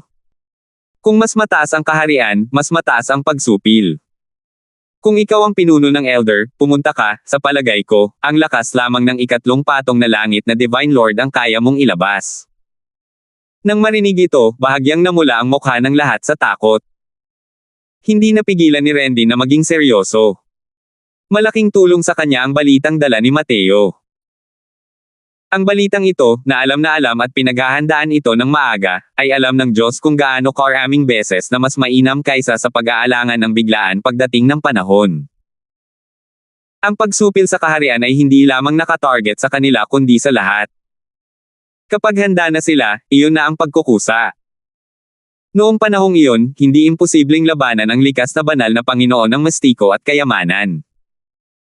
Mga nakatatanda, kung totoo nga ang sinasabi ninyo, kailangan pa nating pag-isipan pa ang bagay na ito at mag-usap ng matagal. Pero, hindi pa rin kayo maaaring umalis. Ang mga aalis ngayon ay tiyak na pawang mga powerhouse ng Divine Lord Realm. Kahit na masugpo ang kanilang mga realm, hindi rin sila ang kaya ninyong harapin. Bukod pa rito, mayroon pa ring mga powerhouse ng Celestial Deity na handang umalis, sabi ni Rendin. Sinabi rin ni Roscoe, nakatatanda kayo, nag-aalala rin si Kuya Rendin para sa kaligtasan mo. Mas makabubuting huwag ka nang sumama sa kasiyahan. Mula nang mangyari ang insidente kay Zukunling, bumuti ng husto ang impresyon ni Roscoe kay Mateo. Kung iisipin para sa pagkakaroon ng ganitong henyo ng lungsod ng imperial na agila sa langit, tila mayroon lamang mga kalamangan at kawalan. Bukod pa rito, ginantihan ni Mateo ang kawalan ng utang na loob ng kabaitan, pinanatili ang mukha ni Davis, at hinayaan din siyang ilabas ang kanyang hinanakit. Ito ang lalong nagpasaya sa kanya. Dati, siya ay nasa ilalim ng isang obsesyon, tila gumagawa ng hindi kinakailangang pagsisikap upang hatiin ang buhok, tinututulan si Mateo sa lahat ng paraan. Tila medyo sobra na ito. Alam ni Roscoe na lumaganap ang kanyang puot dahil sa iba, dahil kay Atticus, at dahil natatakot siya kay Mateo. Pero sabi ni Mateo, 2 punong elder, kamakailan lang, nakaranas ako ng ilang hadlang sa cultivation at mahirap itong lutesin. Sa pagkakataong ito, pwede na akong lumabas at maglakad-lakad. Makakaasa kayong lahat, may paraan pa rin ang Crosswell na ito, dapat ay isang isyu ang pagprotekta sa aking sarili. Bukod pa rito, doon sa Fiend Calling Ridge, sa tingin ko ay walang mas pamilyar at mas sanay dito kaysa sa akin. Nang makita ni Rendin ang mahinahong anyo ni Mateo, hindi niya maiwasang palihim na mabahala. Nang marinig ang kahulugan ng mga salita ni Mateo, mayroon pa rin siyang malaking kalamangan. Nag-isip sandali si Rendin at sa wakas ay nagsalita, sige, dahil mapilit si Elder Crosswell na sumama ka na. Pero, kapag may mali, dapat kang makatakas agad. Huwag mong subukang higaitan ng iba. Pagdating muli sa Fiend Calling Ridge, namangha rin si Mateo sa tanawing nasa harap niya. Hindi mabilang na nagniningning na sinag ng araw ang sumikat mula sa loob ng 100,000 talampakang kailaliman, nakahangahangang pagmasdan. Mula sa napakalayong distansya, naramdaman ni Mateo ang napakalakas na origin magnetic field. Hindi man lang kayang lumipad ng mga powerhouse ng Divine Lord Realm na may bahagyang kahinaan. Sa oras na ito, ang 2 baybayin ng Fiend Calling Ridge ay mayroon ng napakaraming powerhouse na natipon. Halos lahat sila ay nasa Divine Lord Realm at nasa itaas ng mga powerhouse. Hindi alintana ang panig ng lahi ng demonyo, kundi ang panig lamang ng lahi ng tao. Ang mga powerhouse ng Divine Lord Realm na dumating ay hindi bababa sa 100 katao. Kabilang sa kanila ang mga karagdagang puwersa na inimbitahan ng River Eternal Imperial City, at pati na rin ang mga mapag-isang makapangyarihang mandirigma na nahila palapit. Kumusta, Mateo? Tanong ni Rendin kay Mateo. Nagmasid sandali si Mateo at sinabing, ang force field na ito ay hindi bababa sa 5 beses kaysa sa orihinal. Bukod pa rito, patuloy pa rin itong lumalakas. Hindi ko inaasahan na sa loob lamang ng 100 taon, isang napakalaking pagbabago ang nangyari sa lugar na ito. Kung gayon, ayon sa iyong mga palagay, anong uri ng kayamanan ang isisilang sa pagkakataong ito? Tanong ni Rendin. Nag-isip sandali si Mateo at sinabi ng may seryosong ekspresyon, mahirap pa ring sabihin sa ngayon, pero malamang. Hindi naman masyadong mababa ang grado. Kasalukuyang nag-uusap ang 2 tao sa mahinang boses nang biglang, may isang pares na naglakad sa gilid na ito. Haha, Rendin? Ang tagal nating hindi nagkita, hindi ka pa pala patay. Isang nakakarinig na boses ang umalangaw-ngaw mula sa malayo. Nandilim ang mukha ni Rendin at malamig niyang sinabi, Rodney, hindi ka papatay, paanong nang ahas mamatay ang matandang ito? Ang nangunguna ay isang medyo mataba at matandang lalaki na mukhang kawawa. Ngunit ang kanyang aura ay napakalakas. Kapantay lang talaga ito ng pinunong si Rendin. Tumawa ng malakas si Rodney nang marinig ito at sinabing, paano nang ahas ang isang taunang kalaban na magsalita ng matatapang? Hey, hindi ko inaasahan na nang ahas kang pumunta ng personal sa pagkakataong ito. Hindi ka dapat matulad sa sumpa mong amo na iyon, na namatay dito nang walang anumang paliwanag. Ang ekspresyon ni Rendin ay walang kapantay na pangit. Halatang ramdam ni Mateo ang kanyang galit, ngunit pilit niya itong pinigilan. Rodney, huwag kang mayabang. Ang sama ng loob ng amo, hihingin ko rin yan balang araw. Malamig na sabi ni Rendin. Nang magkita, binunot ang mga espada at handa na silang magsaksak sa lalamunan ng isa't isa. Hindi sigurado si Mateo at tinanong ang isang matanda sa tabi, anong nangyayari dito? Sabi ng matanda, ilang 10,000 taon na ang nakalilipas, namatay ang Panginoon ng punong matanda sa loob ng isang mestiko na kaharian. Ngunit sinasabing noong panahong iyon, hindi sana nahulog ang Panginoon ng punong matanda. Namatay lamang siya dahil nahulog siya sa isang bitag na hinukay ng Rodney na ito. Sa huli, nakatakas ng ligtas ang Rodney na ito, habang namatay naman ang Panginoon ng punong matanda sa loob ng mestiko na kaharian. Kalaunan ay nag-cultivate ng mapait ang punong matanda, at sa wakas ay nakalusot upang maging isang Panginoong banal ng langit na may ika-9 na patong. Kaya naman, hinanap niya ang Rodney na ito upang maghayganti. Sino ang nakakaalam na dahil sa maswerteng pagkakataon na nakuha ng Rodney na ito sa loob ng mestiko na kaharian noong panahong iyon, nahawakan niya ang pintuan ng Celestial Deity Realm, at tumungo sa half-step Celestial Deity Realm. Bumalik ang punong matanda na may pagkatalo at muntik ng mapatay ni Rodney. Kung hindi dahil sa personal na pagkilos ng Panginoon ng lungsod, malamang ay namatay na ang punong matanda. Hindi inakala ni Mateo na marami pa palang mga pagbabago at pagliko na kaakibat nito. Noon, nang ibalik niya si Coldfeather, matapos marinig ni Coldfeather ang balita ng pagpanaw ni Andre, sandali pa rin siyang nalungkot. Malinaw na pinahahalagahan din niya ng lubos ang disipulo niyang ito. 1618. Haha! Bakit naman ako hindi magiging mayabang? Ang mahalagang kayamanang isinilang ko sa pagkakataong ito ay maaaring maging punto ng aking pagbabago upang makarating sa Celestial Deity Realm. Ang taas na hindi ninyo maabot ng sumpa mong amo, ay naabot ko na. Hindi ba't dapat akong matuwa sa aking sarili? Mayabang na sabi ni Rodney. Sa katunayan, mas matanda pa rin siya ng isang henerasyon kay Rendin. Dahil sa kanyang seniority at lakas, hindi siya dapat pumunta rito ng personal. Ngayong nandito na siya, natural lang na pumunta siya para sa maswerteng pagkakataon sa pagkakataong ito. Nakakatapak na siya ng kalahating talampakan papasok sa Celestial Deity Realm, pero patuloy pa rin siyang nabigong makalusot. Napakaswerte ng pagkakataon, natural na hindi niya ito basta-basta bibitawan. Nagalit si Rendin sa kanya hanggang sa namula ang mukha nito, ngunit wala na siyang magagawa. Kahit na naabutan niya mula sa likuran, naabutan ang kaharian ni Rodney, sino ang mag-aakala na umaasa siya sa pinaplano niyang swerte at saktan ang kanyang Panginoon. Sa huli, kalahating talampakan na lang ang natahak niya papasok sa kaharian ng mga Diyos-Diyosan. Ang talento ni Rendin ay lubos ding namumukod tangi. Ngunit tungkol sa Celestial Deity Realm, mayroon siyang puso, ngunit kulang ang kanyang lakas. Sa loob ng ilang taon, halos nagamit na niya ang lahat ng nasa kanyang arsenal at hindi rin siya nakahanap ng pagkakataong makalusot sa Celestial Deity Realm. Natural na may posibilidad kang makakuha ng maswerteng pagkakataon at makarating sa Celestial Deity Realm. Pero may posibilidad ka ring mamatay sa Fiend Calling Ridge, at maging isang tumpok ng dilaw na lupa, biglang nagsalita si Mateo. Nalungkot ang mukha ni Rodney, ang kanyang mga mata ay nagpakita ng isang nakamamatay na liwanag habang nakatingin kay Mateo. Hindi natakot si Mateo at sinalubong niya ang tingin ni Rodney. Saan nanggaling ang punk na to? Nag-uusap ang mga senior. May karapatan ka bang sumingit? Walang mag-aakala na habang nagsasalita, itinaas ni Rodney ang kanyang kamay at ito ay isang palad. Isang malakas na puwersa ng palma ang sumugod patungo kay Mateo sa bilis ng kidlat. Masyadong biglaan ang pag-abot ng palad na ito.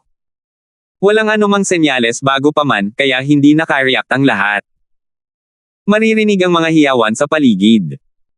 Para bang nakita ko na ang eksena kung saan si Mateo ay hinaampas ng isang palad sa giniling na karne. Gaano kalas ang palad ng isang half-step celestial deity powerhouse? Kahit isang casual na atake lang ay hindi kayang labanan ng isang grand completion origin deity martial artist. Ngunit ang sumunod na eksena ay nagpatingkad ng pagkagulat sa mga bulalas ng lahat. Boom! Isang malakas na pagsabog, isang first layer Heaven Divine Lord powerhouse ang direktang lumipad palabas sa tabi ni Rodney. Bumagsak sa lupa ang taong iyon, ang buong pagkatao niya ay labis na naghihirap at talagang malapit na siyang huminga. Biglang nagbago ang ekspresyon ng mukha ni Rodney at napasigaw siya sa gulat, mga batas sa espasyo. Ngumiti si Mateo at sinabing, hindi naman masama diba? May kaalaman ka naman. Ang ekspresyon ni Rodney ay sukdulan ng pangit. Habang kumukuha ng gamot, sinabi niya sa mga taong katabi niya sa seryosong boses, inumin mo na lang sa kanya. Hindi nang ahas na mag-atubili ang mga tao sa tabi niya, nagmamadaling ipack-in ang medicinal pill sa malas na first layer Heaven Divine Lord powerhouse na iyon, na naguguluhang nalilito. Tumingin si Rodney kay Mateo, isang malamig na liwanag ang kumislap. Binubuli niya si Mateo dahil bata pa siya noon, at napagdesisyonan niyang ito ang junior disciple ni Randy na inilabas sa pagkakataong ito para makita ang mundo. Sino ang mag-aakala na ang binatang ito ay talagang mapanggulo at nakakaintindi ng mga batas sa espasyo? Anong klaseng husay sa paningin ang taglay ni Rodney? Sa isang sulyap, nakita niya agad na ang mga batas sa espasyo ni Mateo ay hindi basta-basta, kundi isang napakalalim na pag-unawa. Mukhang simple lang ang suntok kanina, pero sa totoo lang, minanipyala ni Mateo ang mga batas sa espasyo, dumaan sa isang napakakomplikadong spatial shuttle lang, at saka lang niya ipinadala ang atake sa kawawang hamak na iyon. Ang ganitong antas ng pamamaraan ay talagang hindi ka panipaniwala. Mga batas pangkalawakan. Alam na alam talaga ng binata ang mga batas pangkalawakan. Diyos ko! Nauunawaan talaga ng batang ito ang mga batas sa espasyo, at isa pa lang siyang origin deity realm. Kailan lumitaw ang isang kakatwang tao sa Heavenly Eagle Imperial City? Nang marinig ang mga batas sa espasyo, may mga sigaw ng bulalas na umalangaw-ngaw sa gilid. Ang ganitong uri ng batas na sumusuway sa langit, sino ba ang hindi gugustuhing maunawaan ito? Maliban na lang, hayaan ang mga tao na magsaka ng mapait sa loob ng 10,000 taon at hindi rin nila maisip kahit isang maliit na butil. Kahit na ang mga powerhouse na ito ng Divine Lord Realm ay maaaring gumamit ng isang bahagi ng spatial power, pagdating sa mga batas spatial, kaunti pa rin ang kanilang nalalamang mababaw na kaalaman. Pero si Mateo ay origin deity realm pa lamang at hindi pa man niya nabubuksan ang sarili niyang maliit na mundo, at sa totoo lang ay nauunawaan na niya ang mga batas sa espasyo. Sandaling naghalo ang selos, inggit, at iba't ibang emosyon sa hangin. Nang umatake si Rodney kanina lang, natakot din si Rendin. Ngunit nabigla siya ni Rodney, dahilan para huli na siyang tumulong. Walang makakaisip na matagal nang handa si Mateo, na binigyan siya ng kaunting gamot, na nagpahina sa isang makapangyarihang Divine Lord Realm sa kabilang panig. Lahat ng mga pagkabigo ay napalitan ng nakatagong tuwa. Matandang Punk Rodney, nagkamali ka sa paghatol sa pagkakataong ito. Hindi naman si Mateo ang isang nakababata. Siya ang elder ng aking Heavenly Eagle Imperial City. May kakayahan pa rin siyang pag-alitan ka ng kaunti, nakangiting sabi ni Rendin. Nagkaroon muli ng sunod-sunod na hiyawan sa paligid. Ito pa rin ang unang beses na narinig nila na ang isang origin deity realm ay maaaring maging elder ng isang Imperial City. Pero batay lang sa mga batas na ito sa espasyo, tila sapat na rin ito. Muntik na niyang matamaan ang isang first layer Heaven Divine Lord sa isang atake lang. Kahit na may hinala sa oportunismo, kung iba pa nga, sino ang makakagawa nito? Malamig na malamig ang tingin ni Rodney at halatang may napukaw na balak pumatay kay Mateo. Malamig niyang sinabi, magaling, lahat kayo ay nagpupukaw ng galit ng matandang ito. Kung gayon, dapat kayong maging handa sa pagtanggap ng galit ng matandang ito. Habang nag-uusap, isang nakakatakot na presyon ang agad na bumaba. Yaong mga medyo mahina ay halos hindi makatayo ng maayos. Napakalakas ng presyon ng isang half-step celestial deity realm. Nagpakita si Randy ng isang seryosong tingin, palihim na iniisip sa sarili na tila mas malakas na muli ang lakas ng matandang ito. Pero kalmado si Mateo sa harap ng isang krisis, tila hindi man lang nag-aalala. Sa pagkakataong ito, biglang lumitaw si Zakunling at nagsabi, "Kapatid na Rodney, dahil sa mukha ng matandang ito, ibinaba muna ninyo ang inyong mga hinaing, ha?" Sa kabilang banda, ang lahi ng mga demonyo ay nakasisilaw na parang isang nagngangalit na tigre. Kung magkakaroon muna tayo ng panloob na alitan, mahirap sabihin kung sino ang may malaking swerte sa pagkakataong ito. Nagbago ang ekspresyon ni Rodney, at agad na nawala ang kanyang aura. Sumanghel siya ng malamig at sinabing, "Zakunling, dahil sa mukha mo ngayon, hindi ko muna papatayin ang batang ito." Pero pagkatapos ng bagay na ito, tiyak na hihingi ng hustisya ang matandang ito para sa disipulo ko. Nagmamadaling sinabi ni Zakunling, "Kapatid na Rodney, kumalma ka. Kapatid na Rodney, kumalma ka. Tama, ito ang Yance na nakakulong sa Tide Rain City. Mas malinaw sa kanya ang sitwasyon dito, hayaan mo muna siyang magpakilala." Isang lalaking nasa katanghaliang gulang ang biglang sumulpot mula sa likuran ni Zakunling, yumuko kina Rendin, Rodney, at sa iba pa, at sinabing, "Ang hamak na ito, Yance, ay nagbibigay pugay sa inyong mga kamahalan." Biglang may sumigaw sa likuran ni Yance, Mateo. Ikaw si Mateo." Lumipat ang tingin ni Yance at hindi niya maiwasang lingunin si Mateo, agad na parang pamilyar ang pakiramdam niya. Bigla rin niyang napagtanto ang katotohanan at napasigaw, "Ikaw. Ikaw si Mateo." Matagal nang kilala ni Mateo ang 2 taong ito. Ang isa ay si Yance na nagkataong nakasalamuhan niya noon, ang isa naman ay isang matagal nang kakilala, si Frank.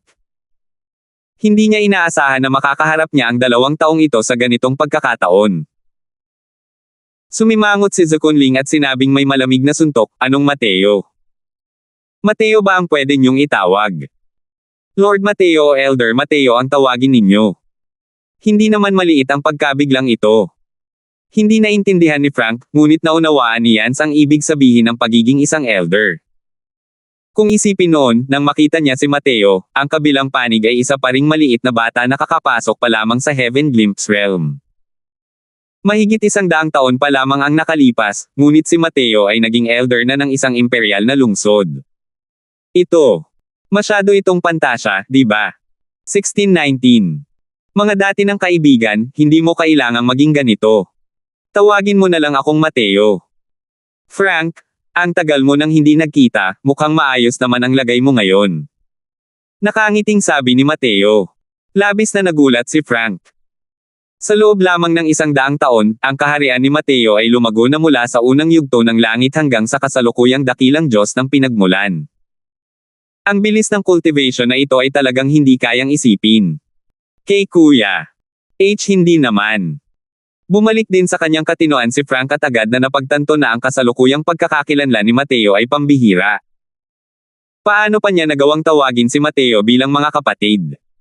Ngumiti si Mateo at hindi na pinilit pa ang mga bagay-bagay. Alam niyang mayroon ng napakalaking agwat sa pagitan niya at ni Frank. Malamang na napakahirap na makausap niya itong muli ng may pantay na katayuan.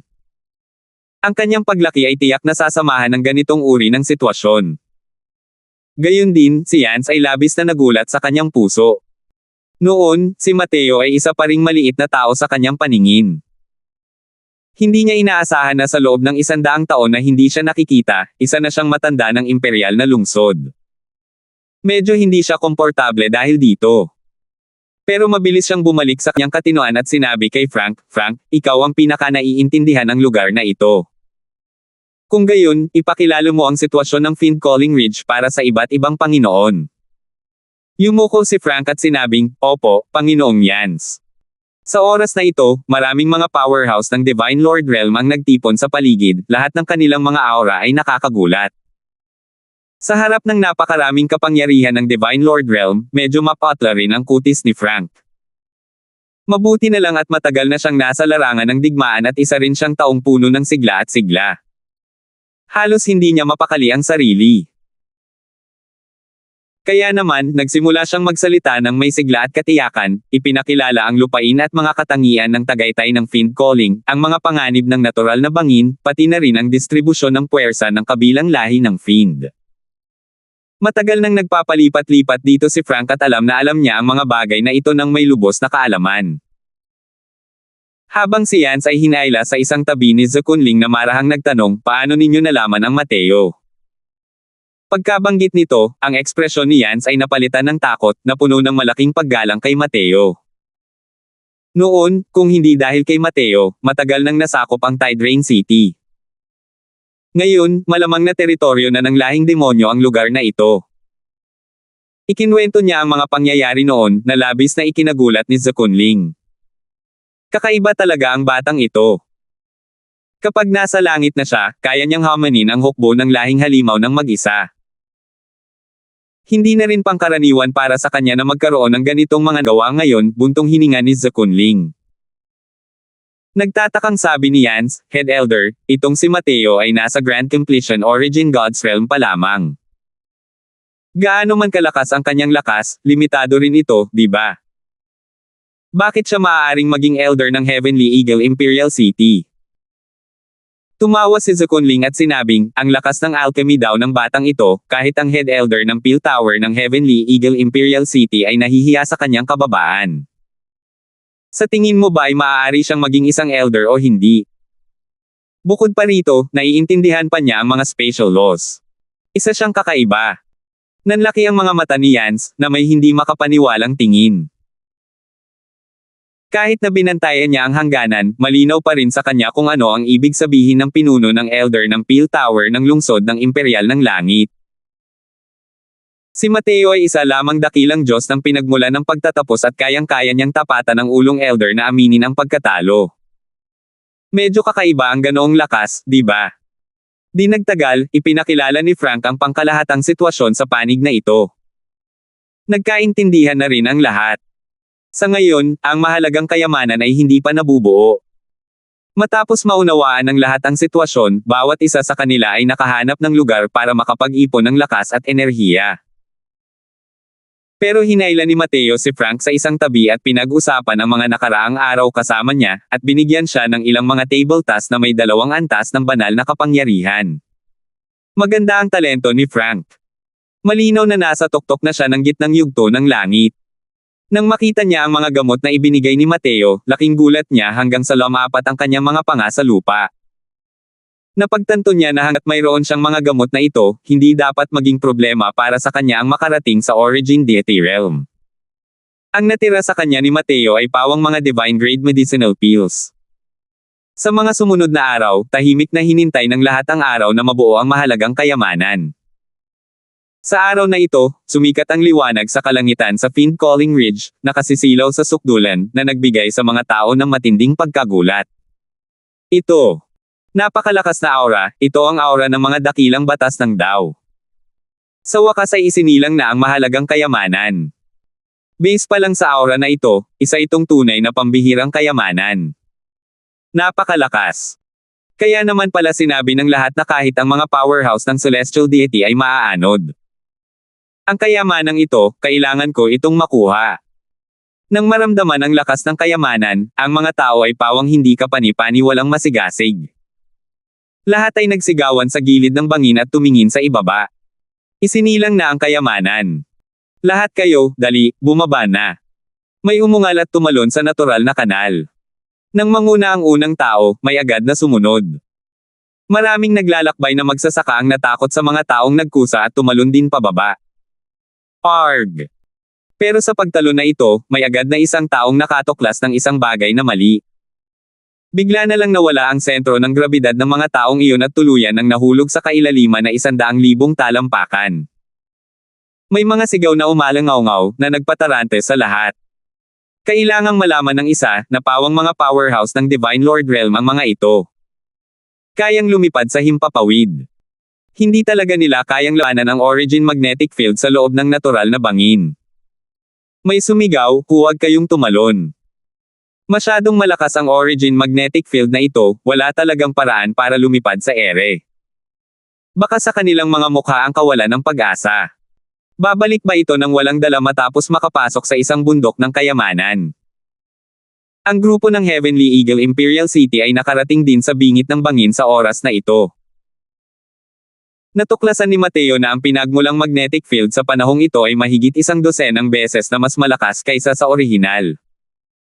Sa sobrang kakilakilabot na grabidad, kahit ang mga powerhouse ng Divine Lord Realm ay nahirapan ding kontrolin ang kanilang mga sarili.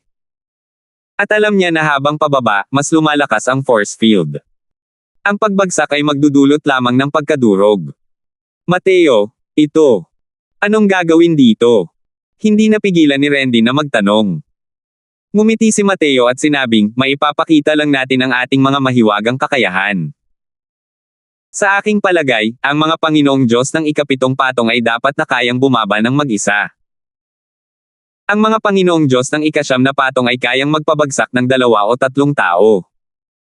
Gulat na sabi ni Rendin, napakalakas pala talaga ng force field na ito. Tumanggaw si Mateo at sinabing, malakas lang, hindi mahina. Hindi ko rin masabi ng sigurado kung gaano kalakas ang force field sa ibaba. Marahil kapag bumagsak ang mga Panginoong may banal na kalangitan sa ikapitong patong, kailangan din nilang magdusa ng malaking pagkalugi. Sumuso. Huminga ng malalim ang mga tao ng agila sa langit. Masyado ring malakas ang force field na ito. Ang mahalaga ay ang pagbagsak ay walang paraan para gumamit ng anumang panlilinlang.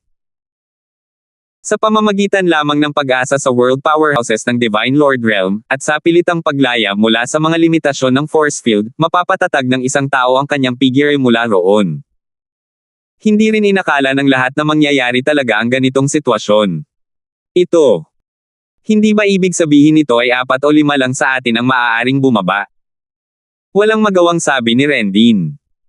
Lahat sila ay may dismayadong tingin.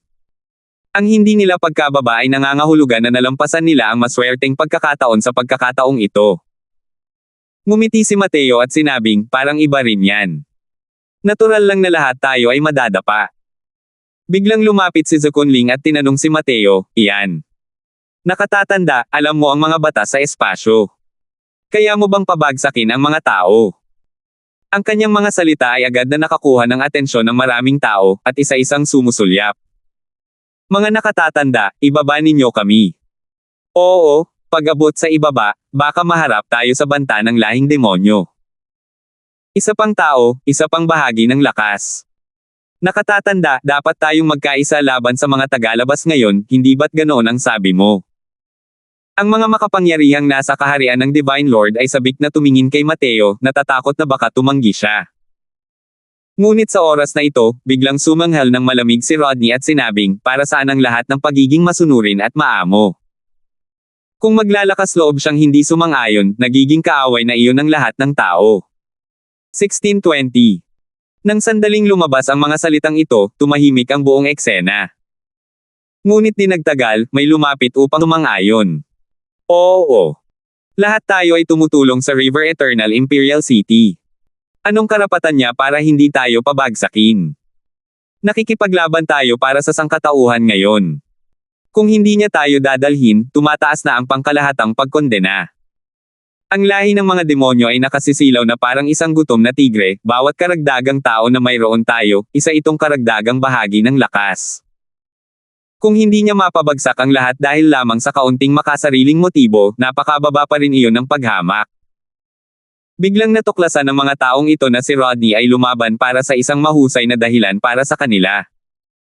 Kaya naman, isa-isa silang sumang-ayon. Sa panahong ito, bawat isa sa kanila ay matuwid at kahanga-hanga, na para bang sila ay nagkatawang tao upang maging mga mensahero ng katarungan, tila lahat ay nagiging mga bayani ng sangkatauhan. Naniniwala silang lahat na sa ilalim ng ganitong uri ng pressure, kalimutan na ang Mateo, kahit ang Heavenly Eagle Imperial City ay maglalagay din ng pressure kay Mateo at pipilitin siyang sumuko.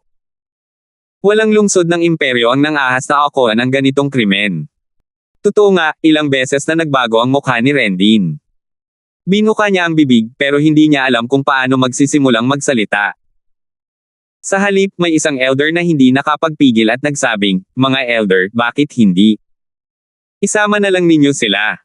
Ito. Hindi ito biro. Oo, nakatatanda, ang krimeng ito, hindi kakayanin ng ating makalangit na lungsod ng imperyo na may agila. Pinanood ni Rodney ang kanyang eksena, habang walang humpay na ngumisi sa kanyang puso. Papuntahin mo siya at magmakaawa kay Mateo. Walang pagkakataon.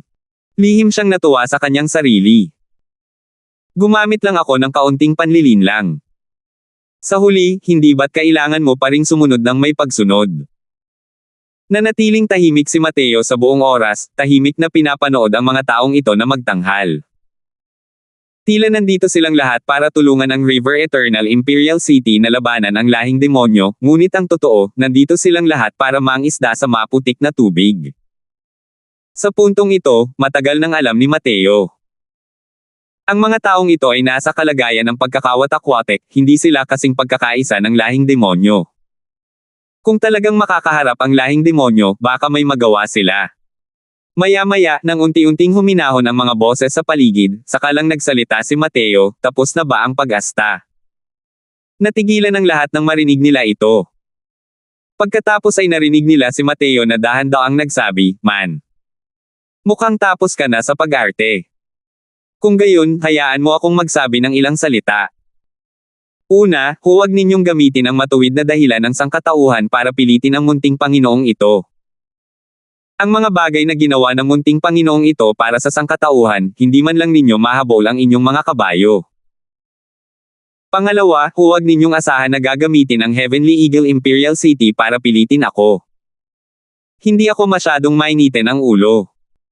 Kung talagang itutulak ninyo ako sa isang sulok, aalis na ako sa Heavenly Eagle Imperial City ngayon din. Wala ni isa sa inyo ang makakaisip na bumagsak."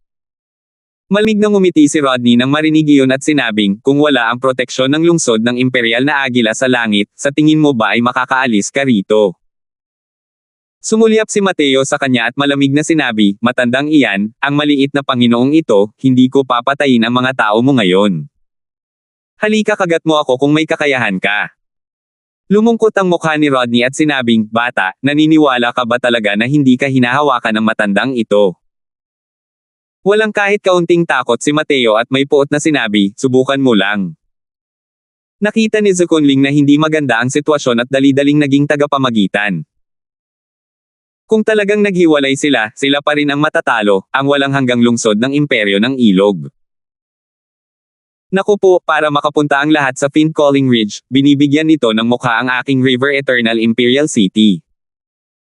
Kapatid na Rodney, nakababatang kapatid na Crosswell, magpahinga muna tayo, ha? Sabi ni Zukunling. Hindi rin siya pinansin ni Mateo at nagpatuloy, "Pangatlo, ang munting Panginoong ito, ako, ay maaaring mahikayat ng katwiran, ngunit hindi matakot ng puwersa. Ngayon lang, ang mga gumagamit ng anumang matuwid na layunin ng sangkatauhan ay lumapit at pilitin ako, bawat isa sa inyo, naalala ko na. Kung gusto ninyong bumaba, maaari. Bawat tao, 1 bilyong banal na bato ng asensya. Walang kahit isang bawas. Huwag ninyong sabihin sa akin na hindi ninyo ito maaaring alisin, at huwag din kayong mag-isip ng pakikipagtawaran, ang munting Panginoong ito ay hindi isang 3 taong gulang na bata. Ang natitira, maaari ko kayong ibaba ng libre." Ang mga taong sumang-ayon kay Rodney kanina ay agad na nakaramdam hindi pagkaasiwa na parang nakakain ng langaw. Ang presyo ng isang pangungusap ng 1 bilyong Divine Essence Stones. Gayunpaman, sina Rodney, Zukunling, Rendin, at ang mga katulad nito, ay pawang walang kapantay na gulat sa kanilang mga puso. Lahat sila ay mga matataas na opisyal na may awtoridad, sila ang pinakabihasa sa ganitong uri ng estratehiya. Hindi nila inaasahan na nalutas ni Mateo ang lahat ng dating awkwardness gamit ang isang magandang Tai Chi push. Nagwala siya, at inilayo rin ang mga tao, at nakagawa pa ng malaking pagpatay. Ito. Talagang nakakamangha. Gusto mong pumunta? Pwede, pero magbayad. Sa totoo lang, ang mga taong sumang-ayon kay Rodney ngayon lang ay karamihan sa mga nasa middle stage Divine Lord Realm powerhouses. Hindi sapat ang kanilang mga kalakasan para matalo, ngunit gusto rin nila ng mukha, at gusto ring makakuha ng pabor kay Rodney, ang kalahating hakbang na makalangit na Diyos na ito. Kaya nga nila sinasabi ang mga ganoong uri ng salita.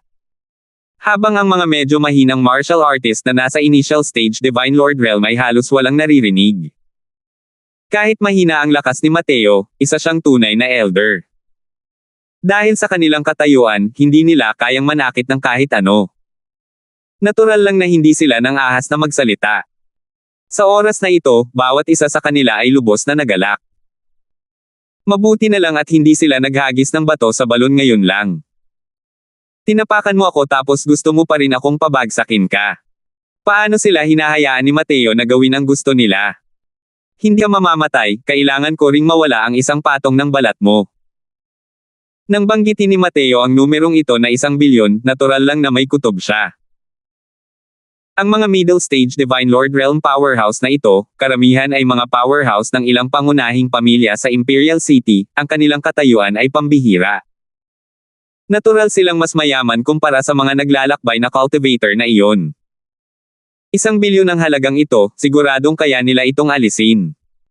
Pero siguradong mawawalan sila ng kahit isang patong ng balat dahil dito. Bakit? Walang gustong bumaba. Head Elderling?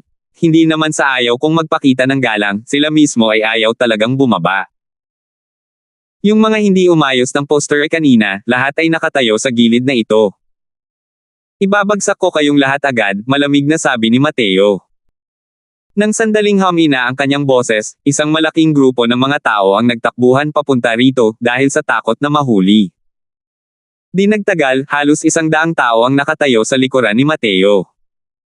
Minurya lang talaga ang mga nagsalita para pigilan ang Mateo. Sa oras na ito, nakatayo sila sa hangin na parang mga nag-iisang bulaklak na umuugoy. Sukdulan ang pag-iisa. Habang nag-uusap, isang pagsabog ng mga bata sa espasyo ang biglang lumitaw. Talagang direktang ibabagsak ni Mateo ang mga taong ito. Paano pa nagpapatuloy sa paghihintay ang mga taong iyon? Agad silang kumalma. Nakatatanda kayo, 1 bilyon, babayaran ko na. Ngayon lang. Nasaktan kita ngayon lang. Pasensya na talaga. Isang powerhouse ng pang-anim na patong ng langit na Divine Lord ang mabilis na tumakbo palapit at isinilid ang singsing na naglalaman ng mga Divine Essence Stone sa kamay ni Mateo. Tinimbang ni Mateo ang singsing na pangimbak at nakangiting sinabi, "Man, lahat ay maaaring ayusin kung may pera. Pumunta ka roon kung gayon. 1 bilyong Divine Essence Stones para makabili ng maswerteng pagkakataon, hindi ka mawawalan." Huho! Ang taong iyon ay parang nabigyan ng amnestia, dali-daling nakatayo sa likuran ni Mateo. Dahil may nangunguna, paano pa kaya ito matiis ng iba? Nagmamadaling iniabot ng lahat ang mga Divine Essence Stone sa mga kamay ni Mateo, dahil sa takot na bawiin ni Mateo ang kanyang mga sinabi. Matagal nang natulala si Rendin sa tabi ni Mateo. Sa maikling panahong ito, nakakolekta na si Mateo ng mahigit 10 bilyong Divine Essence Stones. Ito ay pagbubukas lamang ng isang minahan ng bato ng banal na asensya. Ganun ba kadali kumita ng pera? Iba kay Rendin, ang ekspresyon ni Rodney ay sukdulan na pangit. Head Elder, ano ang dapat nating gawin? Mahinang tanong ng mga nasasakupan ni Rodney. Malinaw na sila ay balisa rin. Walang humpay na kumurap ang ekspresyon ni Rodney. Talagang na-checkmate siya ng galaw ni Mateo, at labis siyang napahiya. Ngayon, ang kanilang lubos na mapayapang imperial na lungsod ay nakahiwalay na. Nagngingit-ngit si Rodney at sinabing, "Sige." Ang mga makapangyarihang gusali ng imperial na lungsod ay parang pagkakalooban ng amnestia, isa-isang patungo sa tabi ni Mateo, gustong magbayad ng mga Divine Essence Stone. Gayunpaman, hindi ito tinanggap ni Mateo at malamig na sinabi kay Rodney, "Mandang Garrison, kung gusto ng mga tauhan mo na bumaba, pwede rin. Pero, hindi ito ang presyo. Salamat po at sinamahan ninyo ako, ingat lagi mga master."